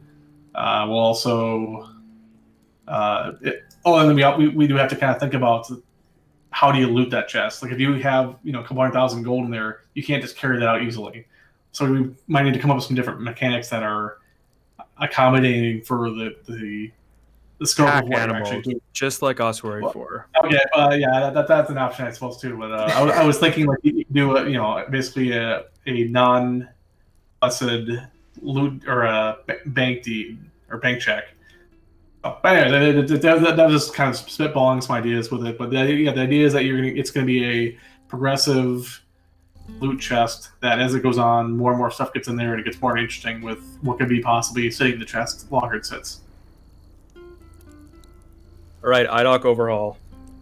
This is a big bone of contention for everybody. There's obviously a housing crisis on Outlands that comes inherently with the popularity of the Shard, being online for 2 years and having nearly 40,000 accounts and 1,500 players online at any given time. The expectation that there would be housing available for you, or a location for a new player to drop a house, is kind of unrealistic to begin with. But there is definitely a certain player base that enjoys Idoc content, and we don't want to take that joy away from them. Controlling Idocs, I think, is a valid form of gameplay, but it's gotten to the point where it's basically an automated task. These groups of players or singular players are finding houses that are ready to collapse. They can figure out the time frame, they recall in, they abuse placement mechanics, they spam the deed, they get the house, they sell the house for it's overpriced. So what we price a small 8x8 house at 50k is now selling for 500 to 600k to new players, which makes the opportunity for new players to establish themselves on Outlands kind of a daunting task. So short of creating a new faucet, extending the map, completely manipulating the way housing works in general, one of the main places that we're able to look at is the Idoc system. So right now we're looking at handling to disallow certain players to see the state of decay on houses, and we're looking at adjusting the items that are left behind when a house decays. A huge part of that is the economic impact of items never really being removed from the economy but just changing hands, and also the ability to place houses after another house decays. It's a pretty complex issue. It's touchy. It's touchy in the sense that it's like one of those things I don't really want to touch with a 10-foot pole, because inevitably it's going to piss people off. But I think it's important that players have access to housing, because it really makes them feel embedded in the community. Yeah, so we've kind of, we haven't in depth, or not so much recently, but in months back, we've looked at possible scenarios for what we want to do after house drops, in terms of how do you manage the items, how do you manage the replacements, and I didn't want to go into them here just because I think we really need to have another discussion as staff, just kind of see where we're all at on things. But looking at long-term health of the shard, obviously the longer the shard exists, the more things accumulate, and then you do need, at some point, need ways to kind of sink items out of the economy, and IDOCs, IDOCs is one of those mechanisms. So I think we also don't want to make it so that doing those is not lucrative anymore. We want players to fight over stuff or to put some effort into getting them, but we probably need to scale back how much wealth transfer happens instantaneously with these systems. So I think that's something we're gonna look at. We haven't decided on anything yet, but it's gonna be one of our focus points in the next month or two here, probably. We can move on. Book of Grudges. It's basically a luxury item that players can buy, similar to a tomb that would keep track of who's killing you and how often they're killing you. So you have an idea of who you want to get, seek revenge on. It's just a fun way for you to have your own sort of personal bounty board. I think you just got called out on calling it a tomb instead of a tome. Yeah, tome. You're from wherever you're from. Where you talk funny. Okay, all right. You sound more like a Canadian than I do, and I'm from Canada. Anyway, we're also thinking about regional bounty contracts again. That was on the last pipeline. It's one of those things that we want to use to drive players into the overworld to actually have a beneficial reason to do so. The general mindset right now for players, I think, is that they're diving into dungeons and heading as deep as they can to get as much reward as possible. So regional bounty contracts is a way for us to get players to head overland. And I think those could look like kill lists, basically. Yeah, these are the POIs that you have to go to, and you have to kill this many of each monster in each POI. Like, go to Ogre Valley and kill this many monsters, and then we can look at nearby points of interest, and you can kill as many. You have to kill so many monsters at each nearby POI as well to accomplish your battle board. Yeah, I think the original idea was it was kind of looking at it from the perspective of it being similar to a society job, but a little more, in some case, being a little more involving, or at least being something that's a little more specific to a part of the world. Whether or not it actually extends beyond a POI, I think we'll probably try to make it a little more, not just the POI, but actually kind of like a small region where you have to essentially do a laundry list of tackling a handful of related POIs, the content from them, and then knock them off the list. And then this also kind of leads into the next. We'll just combine this one with curio fragments, because when we were talking about the different POIs, one of the ideas that one of our staff brought up, I think it was Eric actually, might have been, but the idea of having these sort of regional loot drops that are that's necessarily regional loot drops, but item pieces that when you collect them from a region, you can put together and create a kind of nice looking artifact. So essentially, it's almost kind of like a build your own antiquity, except for they're unique to a specific area, and you have to pull the parts from different places. So as you're doing those regional bounty contracts, if you're going to the Druid cabin or Druid Grove type places, you'll be pulling in little pieces of artifacts that are related to those types of areas, and then if you get enough of them, you can put them together and actually get a pretty neat looking artifact. I think the other thing you can probably compare it to, and this is a little bit what we were looking at with society jobs, but initially, if anybody's played Stardew Valley, you have those collections where your goal is to try to collect a handful of these little knickknacks, and then if you complete all 5 of them or 4 of them or however many in the collection, you'll unlock a bigger thing. So the idea is to kind of give players a little more incentive to do overworld content. Right now, really the only catalyst for overworld content is the treasure maps, because people have to do treasure maps somewhere, and that's pretty much it. So I think we'd like to get people out in the overworld, farming stuff, being familiar with areas that they normally wouldn't have gone otherwise, and then they can also get some kind of unique rewards from those areas. So that's the idea with those two things combined, more or less. Let's go down here.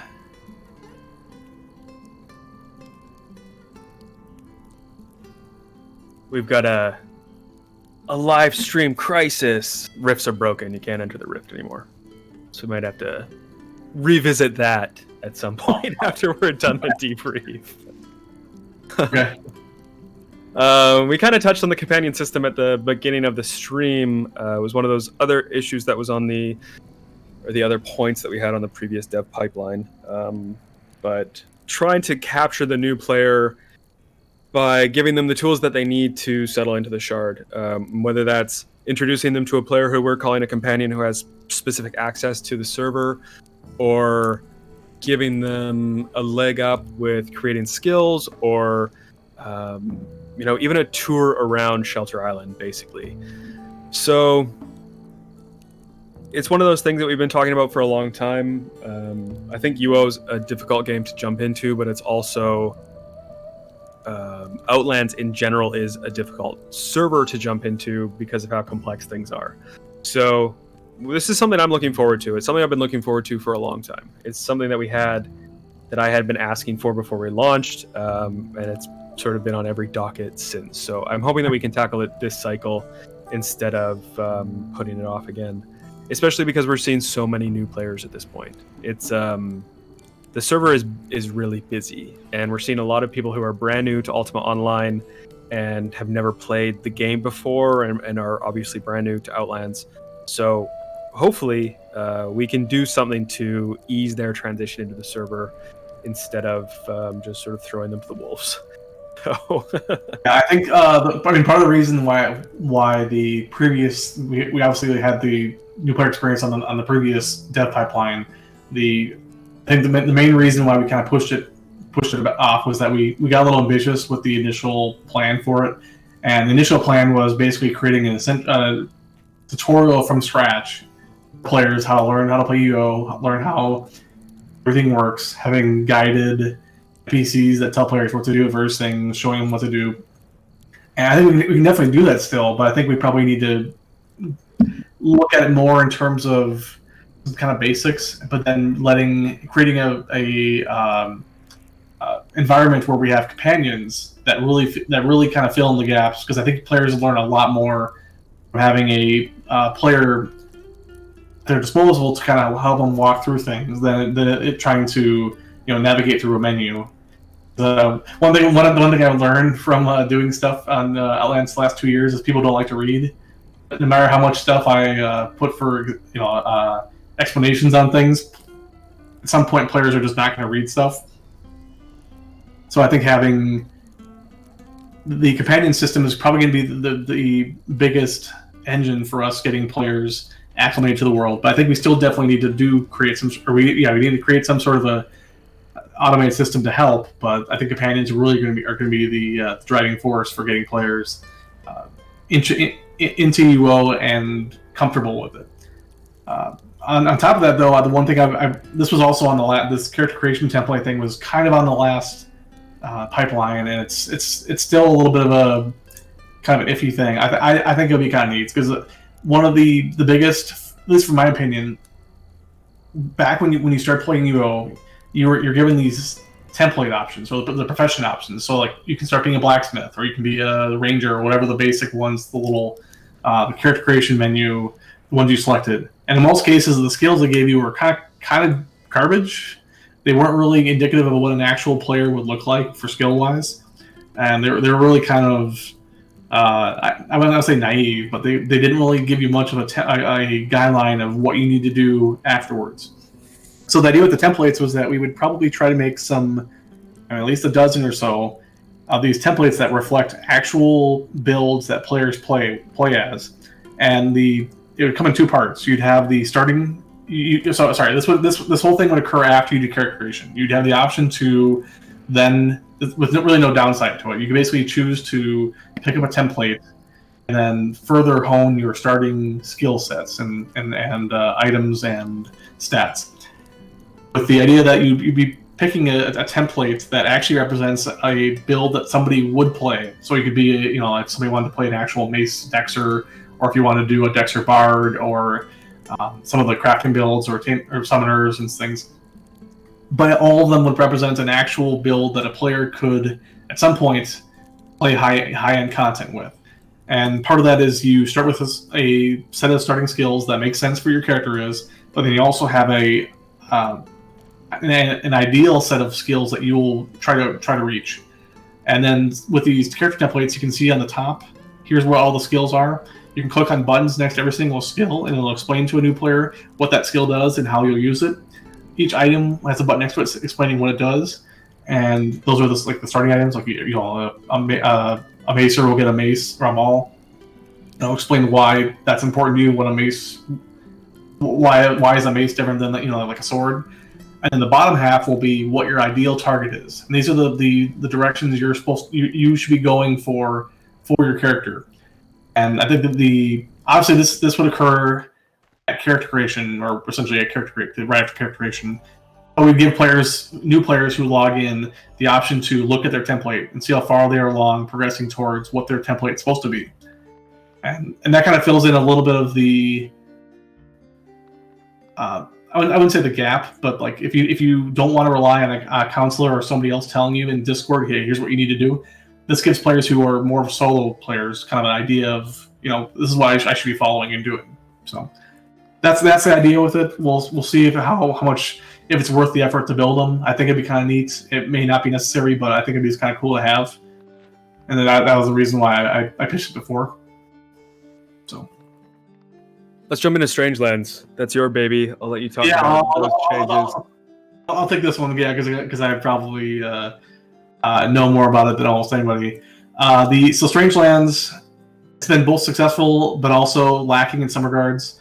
For the longest time, I was really pushing to keep it to be 90 minutes, but I think ultimately it probably will be better served if we actually convert it to a 45-minute event and get more people playing it.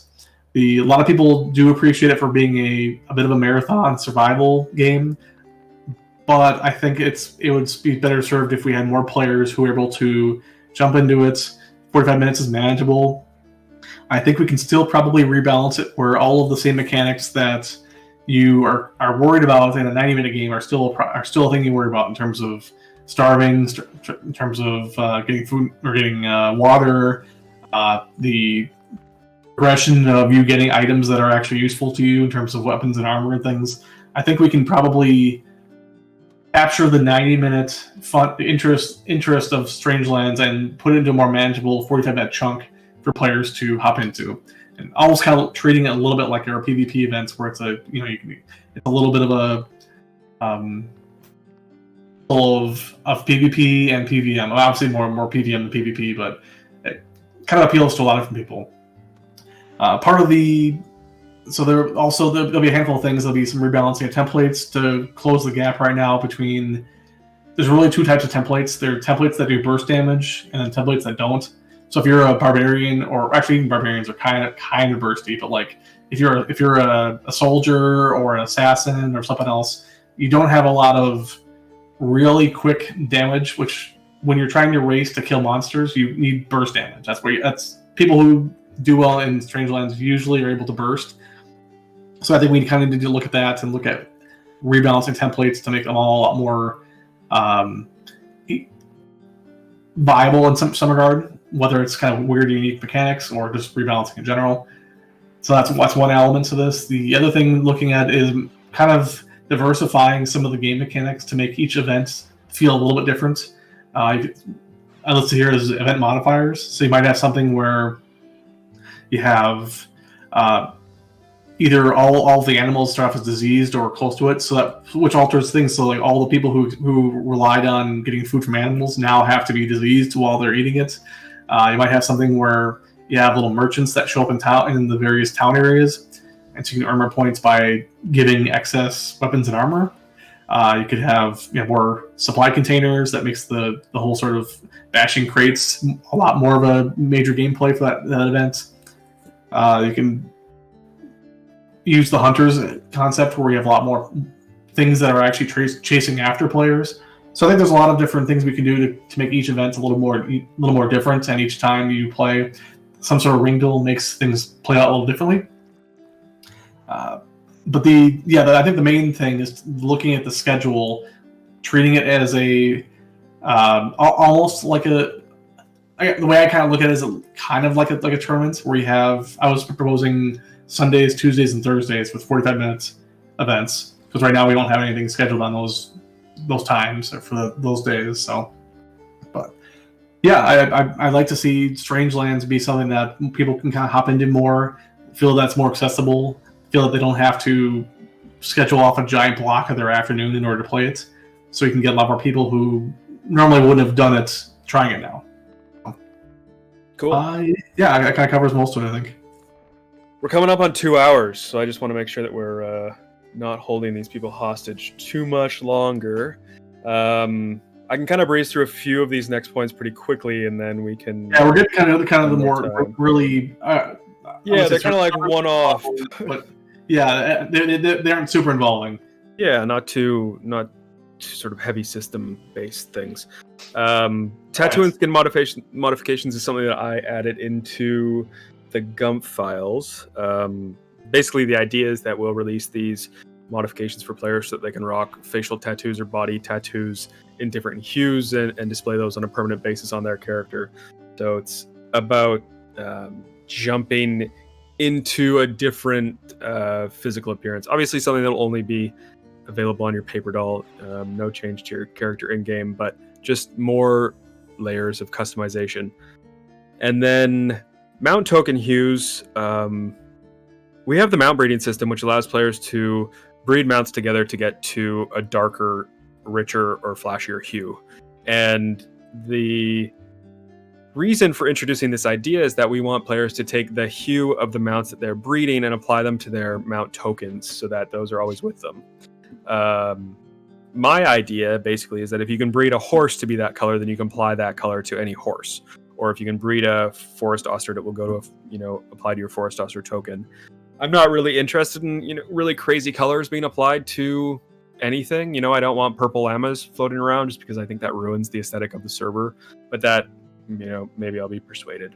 But that's the idea with mount token hues. That will, in my mind, I see it. You breed a mount, you kill it, you harvest its skin, and apply its skin to a new mount token. Some abstract idea. You distill the hue of the mount's fur and put it on a mount token, whatever it might be.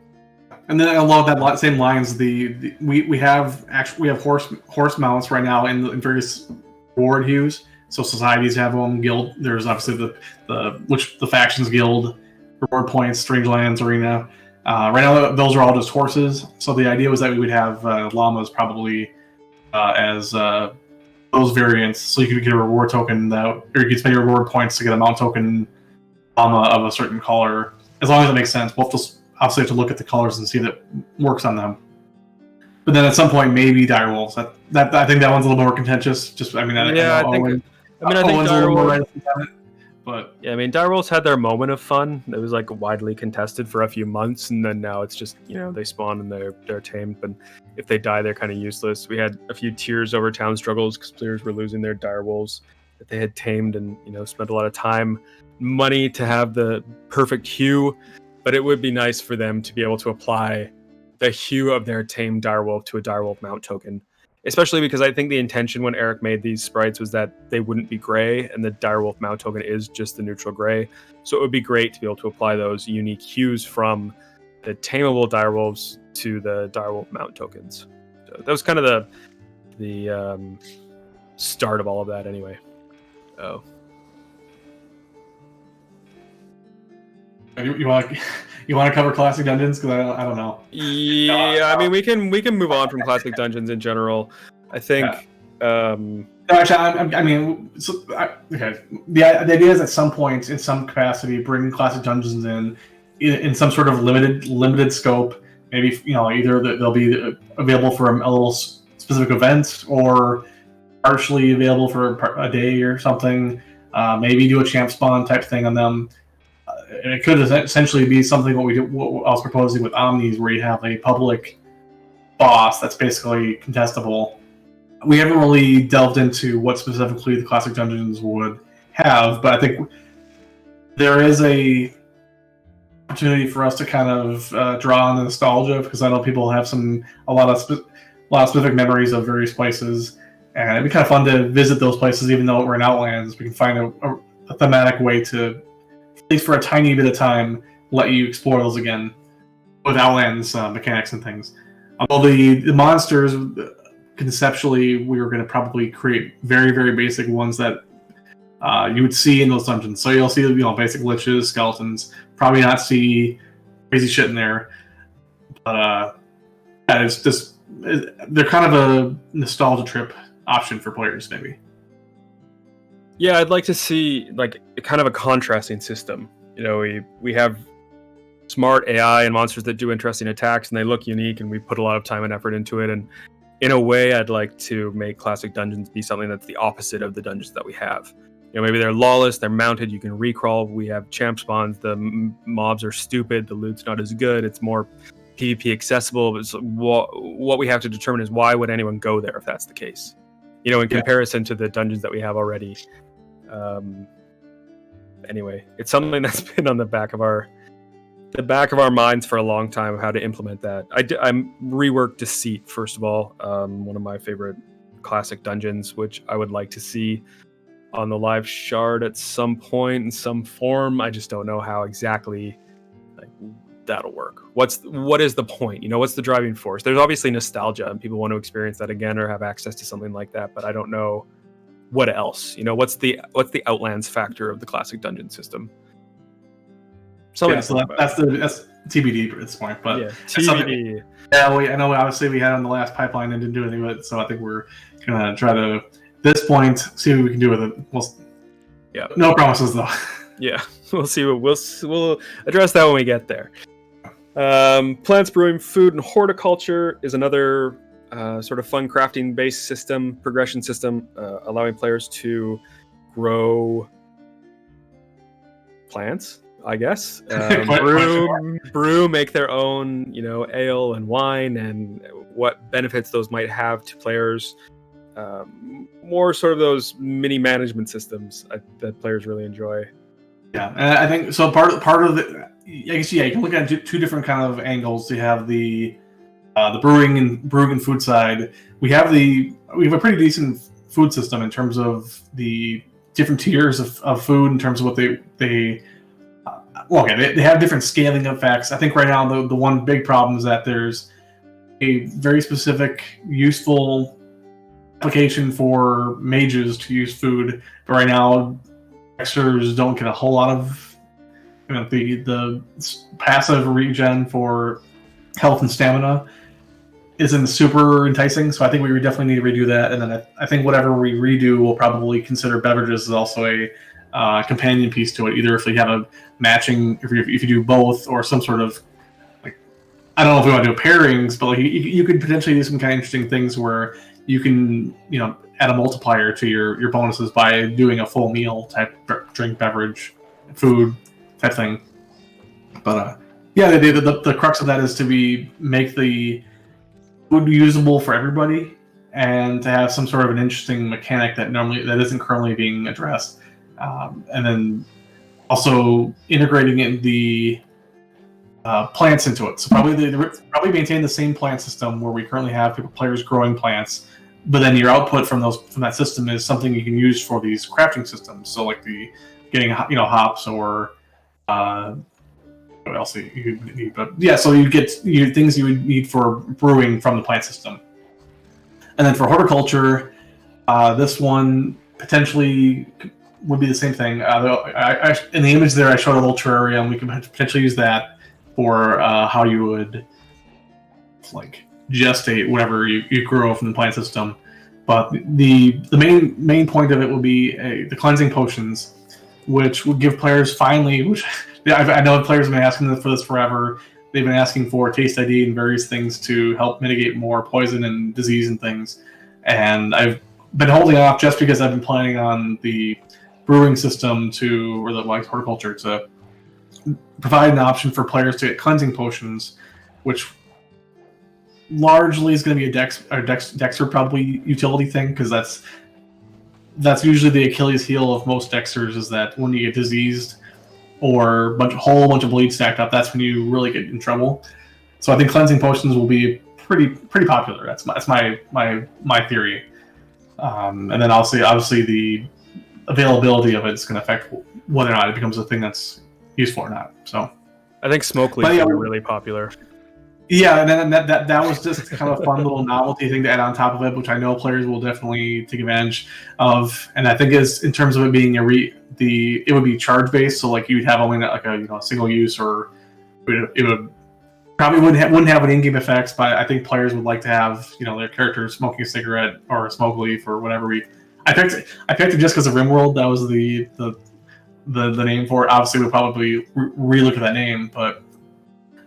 Them being a consumable that's just kind of fun to have, I think players would like to have that as a aesthetic that they can kind of add to their character for limited amounts of time. And kind of like how some of the things we have, like the snowballs, or things where you have a limited number of uses for something that it's fun to use, and then you need to acquire more of them.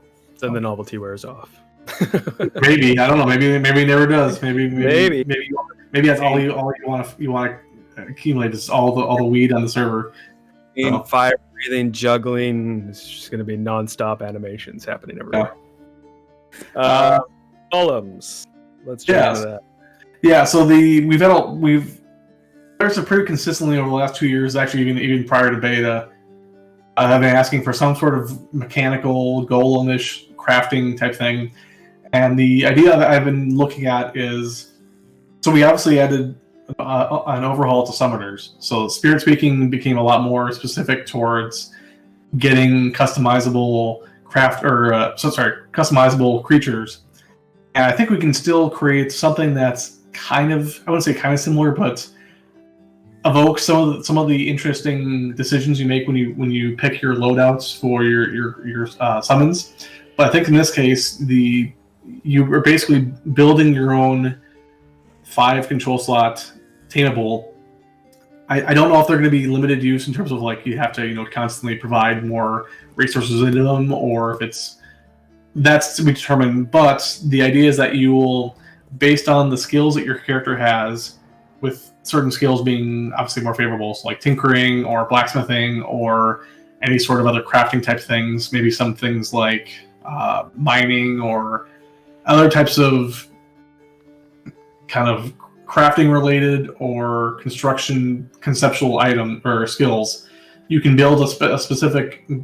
You can add elements to your golem. So you're basically adding on abilities, you're adding in resistances, you're adding in how their stats and how their skills dynamically change.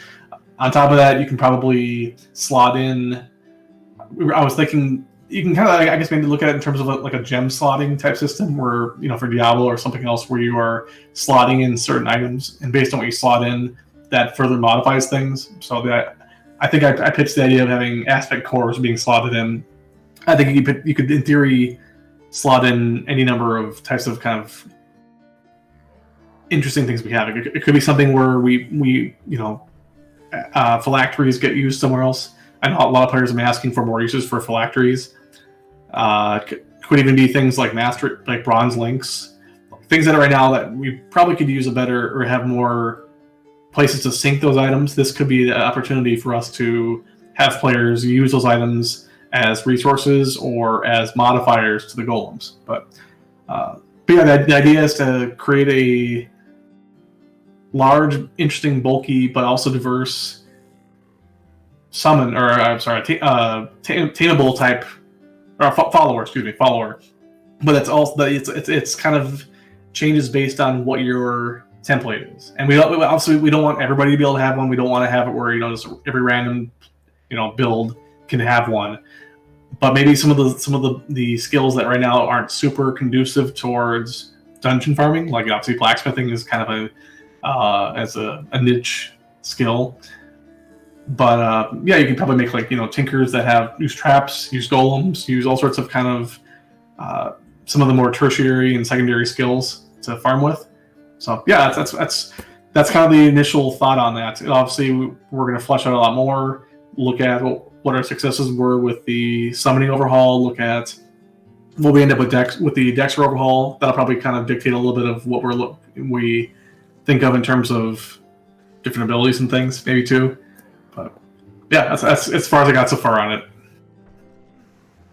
Then customizations, I think that's self-explanatory. Giving people options to do different things for exorbitant amounts of gold. Just toss on the one that was I promised a long while back to do Llama Vortex, so that'll definitely be there. But all right, fine. you weren't a fan of that. Armor customizations is something that we've had for a while. We have a few cool paper doll armor enhancements that we can offer to players, so hopefully making that a craftable option for people to explore, looking a bit different in their plate mail armor or various other forms of armor. And then the art collection system, which I imagine being something like Antiquities, kind of like an art catalog.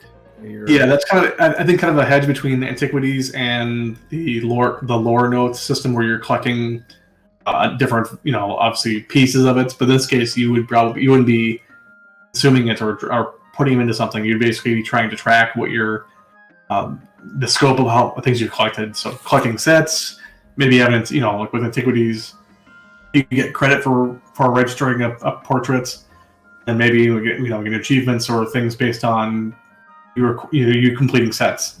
So, but yeah, we have a crazy amount of arts, posters, emblems, I think, too, and we can really make a giant system for players to accumulate all these things and either organize them interestingly or display them interestingly. And then Pyre Starter. One thing that this pipeline doesn't have a lot of is PvP. That's predominantly because we just released a PvP overhaul and a new PvP event, including some new mechanics like the explosion potions. But Pyre Starter is something that we talked about as being one of those events that we included in the initial PvP patch when we were spitballing Stygian Rifts or whatever new event we would add. And it's more or less a riff on Capture the Flag, but as we're imagining it now, it's something that's a bit more spontaneous. Kind of like how Shrine Corruptions happen, we will randomly initiate Pyre Starter encounters, which I imagine to be some kind of big global event where you're, running the fire from pyre to pyre as if, an invasion's coming and you have to light the pyres on the mountaintops to let citizens know that something terrible is coming your way. But gamifying that in that you have to light 3 pyres on your way from Prevalia to Cambria or whatever your journey may be. And I'll jump in there. We originally we were discussing this. I think we were looking at trying to make this in the game in these pyre locations be points in the game world. My biggest problem is the fact that the actual pathways between different places are so congested with houses, or there's so much stuff that happens in the game world that's really hard to predict, both in terms of which players are actually near their houses, and you can kind of get a feel for this with like Corpse Creek, because when we have Corpse Creek contests, you have players hopping in and out of their houses and kind of suddenly becoming part of the event or being at least tertiary or being tangentially related to the event. And so I was a little hesitant to have this be sort of a overworld running around, just because we really can't control what happens too much. So my thought was that we would probably do an actual arena map type, or like a Strangeland map or some sort of instanced PvP world or section that has a good flow for it, where players aren't really being interrupted by in-game world stuff. That's not to say we can't do that, but I think that kind of makes more sense to me. But the basic concept was that it would be capture the flag, maybe some wrinkles to it, but I think every server pretty much needs a good capture the flag mechanic in place, and then we've been lacking in that, so I think that Pyre Starter would ideally fill that niche. Expo, it's your time to shine. Talk about Bomberman. Expo. Okay, I'll talk about Bomberman. Expo's been asking for Bomberman for quite some time. I guess Bomberman's one of those things that you either really love to know about or you've never heard of before. Because I'm one of the. I can hear you now. You can talk about Bomberman if you want. No, I don't really want to, but yeah, it is basically my request that I've been looking for a while. if anyone's played the old NES game, they'll know why it's pretty fun, but that's about it. I just want it. I think we're going to try to make it ours in some way. I mean, the foundation is there. There's not really much movement on it, but I think the key point of introducing Bomberman, is that it's an event where you don't have to have any skills. You don't have to be the best at PvP. You don't have to be great at PvM. It's just kind of a social, fun, mindless way to spend your time on the server. So I think we'll probably try to make it into some kind of a tournament system where a bunch of people can join up and, like, winner moves on, do a best of, sort of like we do with PvP tournaments, but also have the ability for players to create a match for a certain amount of gold, or a Prevailer coin, or whatever it is that we're using with the arena system. But Bomberman is it's one of those things you either know or you don't, and you love it if you've played it. Yeah, I've had which to is try to surprising, explain it to them. Yeah, we're like, what the hell's Bomberman? And I don't know what you're talking about. I'm aware of it because I've been on free servers for the last, essentially at this point, almost 18 years now, and a whole bunch of servers I've played on have had it, but I've never actually played it, so I'm oddly curious to finally dig into it and play it. Yeah, it's one of those, like Owyn was saying, you really don't need any PvP skills or anything, and anyone can just have, a good game and blow each other up. So a social encounter, sure, with a few nuances. I'm looking forward to jumping in there. I'm gonna do a Bomberman tournament. It won't mean anything if the admin wins.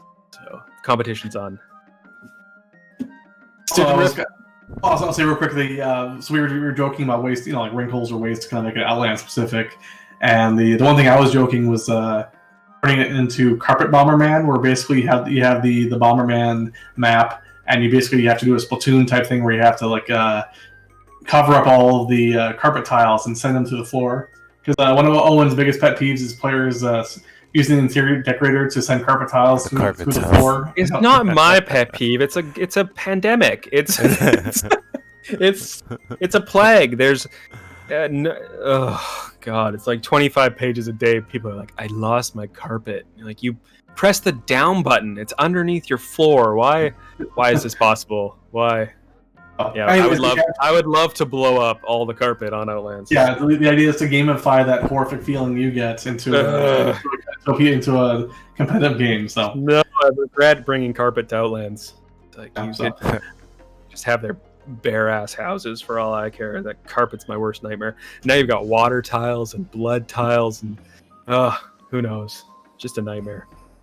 Anyway, Stitch and Rift tournaments. Stitch and Rifts have been really popular. It didn't work tonight, annoyingly. I as soon as we're done with this debrief, I'm going to check and see what happened. I don't know if we did some code changes to handle the matchmaking, but it just didn't allow people to enter. But it's been relatively popular. Stitch and Rifts are something that we worked on for a long time. Castle Sieges were really fizzling. They weren't working for me or a lot of the PvPers in general. So we were seeking to find a replacement, and Stitch and Rifts was what we came up with. And generally been pretty well received. I think we're honing in on what's going to make it great with the latest tweaks that we've been putting in terms of matchmaking and the value of the mob and the strategy that surrounds that. But I think what will really make the Stitch and Rift system shine will be adding tournaments to it as well. So players can queue up with their teams of 3 on a Sunday afternoon, and they can fight for who's the greatest in the Rift. And that just adds another layer of competition for the whole system, because it's already quite rich with competition, and the leaderboards look amazing. You can see, all of your stats like all the other PvP events, and we're using an ELO ranking system which ranks players based on their competitiveness instead of just their raw kill death ratio. So I'm looking forward to the Rift system in general. Or the Rift tournament system as an addition to the Rift system that we already have in place. Then Monster Arena, which this one's still a loose concept. We've had actually a large number of players propose some ideas to us. I know Black Dragon gave us a pretty decent outline for what he was thinking. We've got a couple different people tossing ideas. I have my own ideas for what makes sense, but I think the general concept would be that either a solo player or potentially maybe a group of 1 or 2 players Kind of limit it just because the more players you get, the more it turns into a boss fight, which we already kind of have. But the idea being that you would have progressive difficulty waves of monsters that you have to tackle, maybe given a small downtime between each waves. But in general, it's going to be one of those kind of wave battler type things where the goal is to get as many waves as you can in a lot number of time, or before your character eventually just, gives in and dies from too much shit surrounding you. But we haven't really gotten to any specifics yet, but we have a lot of different options, and we're gonna do it makes sense because we don't have a lot of, as we mentioned before, right now. Shrine Corruptions is kind of the main PVM event, unless you consider bosses and omnis. But I think we can probably do something that's more interesting on a small scale. Because like Stygians right now is our small scope PvP event where it's 3 versus 3. I think we can do an arena type thing where it's 1, 2, or 3 PVM players tackling something, and then the goal is to do better than other groups or solo players too. So that's kind of how far we got with that, I think, for now. Shipbreaker Bay was a repeat as well. Yeah, and like I said before, one of the main reasons why I pushed it was I got a bit burned out on the sheer amount of content that was in the ship overhaul in the last pipeline, because there was an awful lot of stuff. And also I think it's going to be really difficult to balance, just because the way that ships work is it's a very free form system, and we're already seeing right now that players are very, very grew up to tackle stuff. And it's going to be kind of hard to. It's one thing to form teams for like a Stygian Rift or something else. It's another thing when you have to form teams of ships, especially with a preset location for because the idea is that this was going to be actually in the ocean somewhere, some sort of a preset location that players could sail to and then compete over when it triggers off. So, but it's something we're gonna look at again. I think it would serve a nice role for having actual ship-based events. Right now, the way ship events per se are the mini boss and boss spawns, and I think we can probably do something a little more interesting than that. So yeah, we'll see if we can pull off something for it and have it balanced and not be a giant Zerg mess. Right. I think I'm going to make the executive call to pause us here because we've now gone well over 2 hours. We'll be watch on there real quick. I still need to give out the gold chain. We have to do this gold chain. Yeah, I think we should do that. Wow. Oh, raffle now. Gosh. I was just scrolling through. Well, we've got a few role-playing things. Yeah, so most of these ones are actually pretty quick, to be honest. Right. Really. You can jump through it then. Go ahead. Yeah, I'll go real quickly. Yeah, just go back up to the top here. So I think it was a Kin Mask, the first one. We're going to look at adding some sort of mostly aesthetic RP role-playing items that you can buy, mostly to modify your sounds. Probably not have them where they make the player immune to being aggroed by monsters. I think having just fun aesthetics is a lot more important. Along that same lines, jousting lances and shields, the idea that players can get these items, and when they equip them, if they are interacting with another player who's also equipping them, we can kind of mimic what the mechanics I coded for King's Fair, the joust there. So you get players running back and forth and colliding and having some sort of a jousting mechanic where they get dismounted or break shields and stuff. I think it adds a fun little wrinkle for role-playing groups to have jousting nights and whatnot.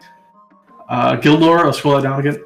That one's actually really quick. That one's basically the idea that we have a lot of guilds who like making libraries and books and things, and having those books be spread out around the game world. The idea is that we give players an opportunity to submit lore based on their guild or something else. Then if staff approves them, we can have them spawning as actual books in the game world. Maybe similar to the normal books, or even do something like the lore notes where it has kind of cool aesthetic to them. But Chaos Shrine and Shrine Overhaul, creating something that utilizes the Chaos Shrine, which obviously we got rid of the original handling for the Chaos Shrine. But I think Owyn was kind of thinking of having almost like a giant shrine boss type thing at the Chaos Shrine. That's we haven't gotten in too much detail, but I think the idea is that making the Chaos Shrine being sort of like I think Uber Shrine was one of the nicknames he was calling at one point. Also looking at what's working and what's not working for shrines currently, maybe scaling, maybe some sort of more modifiers things. All right, going on the pawn shop and pound. This is basically I refer to this as the Owyn sanity mechanic. Because a lot of what our staff have to deal with is players losing stuff. Yeah, well, it's players abandoning pets, and a lot of it's accidental, but sometimes it's basically sometimes carelessness or in general lack of knowledge on things. But giving players the ability to retrieve things that they've lost, items that have decayed from houses, pets that have gone abandoned, having a cost for them, so it's not something players will just be able to do willy-nilly or whatever. They'll have to pay a price to get them back. But in most cases, it's for items that players really want to get back and did not intend to have decay. Master Chain and Restyling Deeds, I guess the ability to kind of, once you have a Master Chain, the ability to change the look of them a little bit or even dyeing them potentially. Tournament enhancements, adding some more mechanics that make our tournaments a little more interesting. The idea of having the final round be best of 3, so you get a bit more of a finality to who wins. They definitely earned it by winning 2 out of 3. Having 3rd and 4th place have a runner-up match. The idea of adding mana nodes, which have been asked for a long time, and we integrated those into Stygian Rifts. So those are basically you stand on them, and while you're meditating and standing still, you'll meditate faster, just to kind of speed up the flow of things. And then we've also discussed doing a Chaos Tournament again, which we tried initially, wasn't really well received, but I think we can probably either, on a very infrequent basis, implement a limited scope tournament that doesn't have tameables, but maybe allows for some sort of templates that still probably can be balanced in a tournament sense, so like Poison Mages and some of the more interesting Dexters. We'll see how it plays out, see if there's interest. Maybe if we actually have some, reward for it, players will do it. The player requisition vendor is the idea of a reverse vendor, and that's the idea that you are basically putting out the request that you would like certain items, and here's what you're willing to pay for them. Whether or not they are something that you just sit at your house or somehow get placed elsewhere. The basic idea is that it gives players another opportunity to sell items and across items that they were looking for or they're sitting on that somebody else maybe has. Right now, I think the bulk of people use Discord to find things, but there are some people who don't. But I think that adds a layer of opportunity for players. I think a lot of people maybe they're crafters and they want iron ingots, and resources is something everybody wants. Some people have them, but they don't want to sift through Discord to find it. So maybe they come across the requisition vendor who's buying them. Thieves Guild, we've done a lot of feedback in the last few months on how Thieves operates. I think the general consensus is that people want some sort of perma-gray handling that's a little more standardized. I think most people are probably happy with the actual mechanics of stealing, but I think the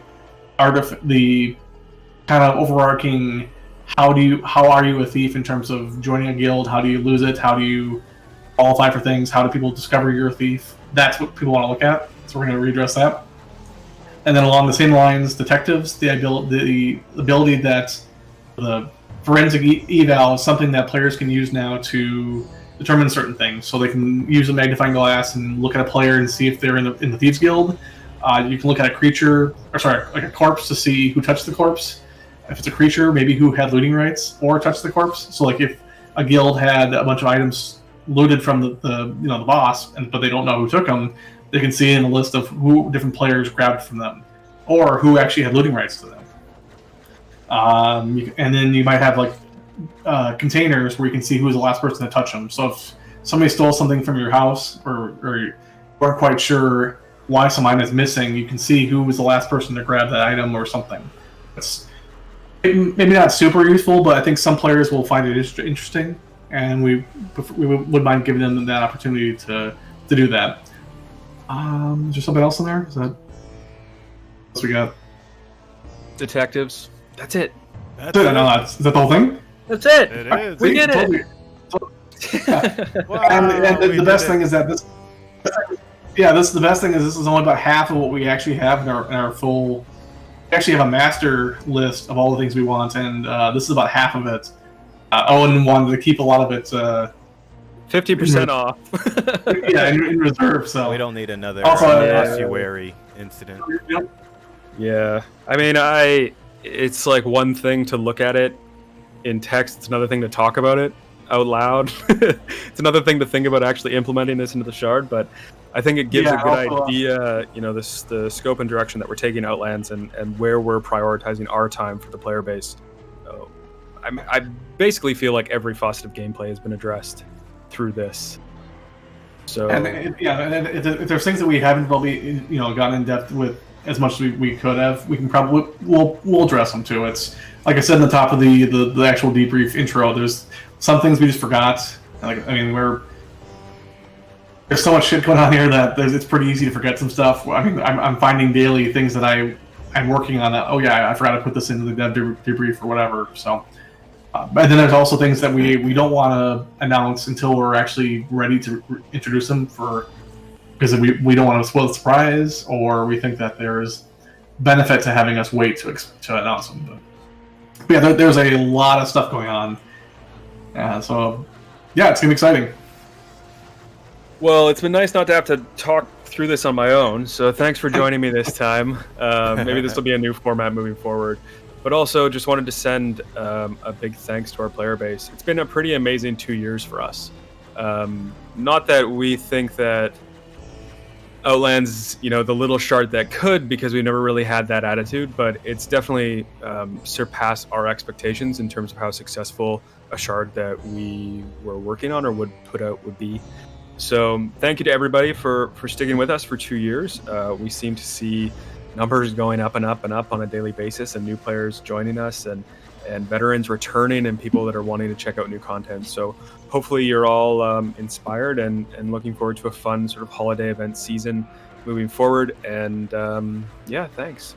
We'll do this gold raffle now. If you haven't entered, you got 1 second left to type it's already exclamation mark out. It's over. You're done. You don't have a chance. Sorry. No chance. Well, I'm open. And I'm gonna jump off onto the Stygian Rifts code looking. All right, there. Sweet. Thanks, Luthius. It was a pleasure having you as a co-host. Yes, thank you. Awesome, man. Thanks, guys. Finally showing up. Yeah, see ya.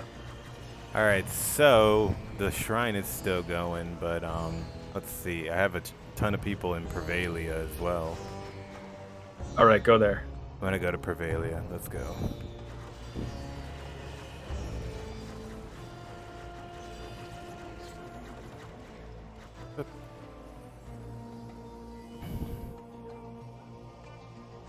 Alright, so what I'm going to do is create a random link. I will not show what it is until after I pick the winner.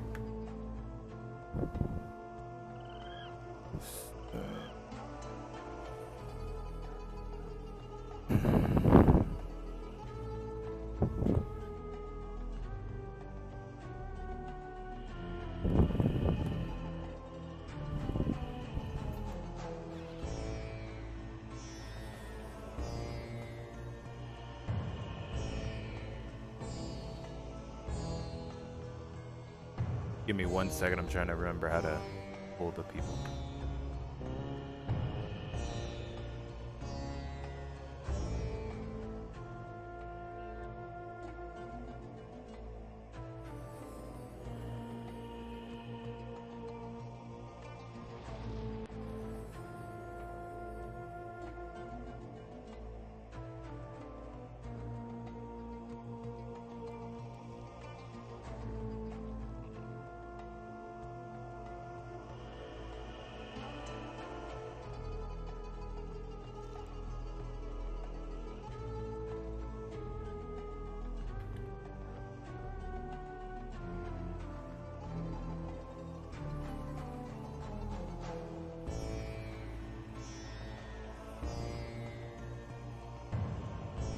Omega Red.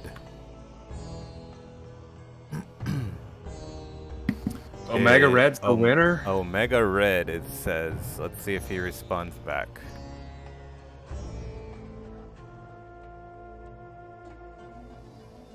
Who is that?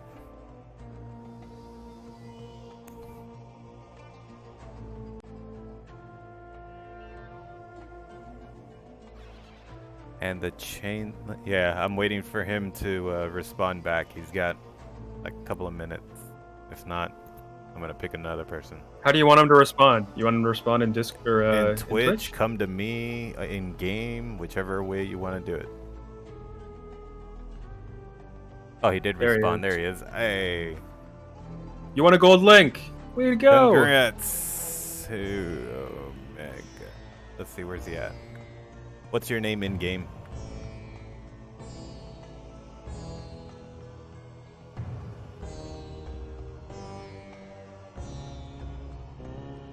Oh, E1. Actually, let's see what it was. It's a trap and 1 damage plus 6%.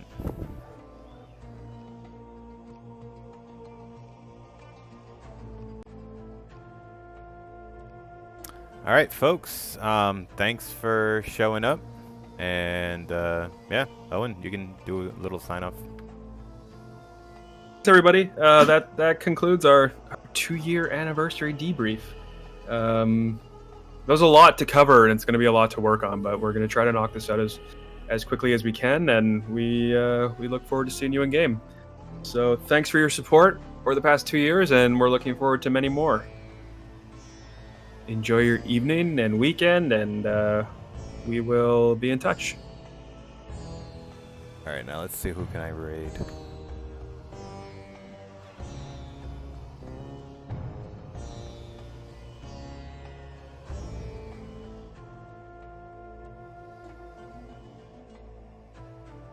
Blacklisted.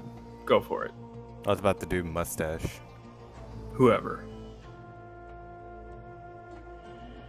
There we go. See you, everybody.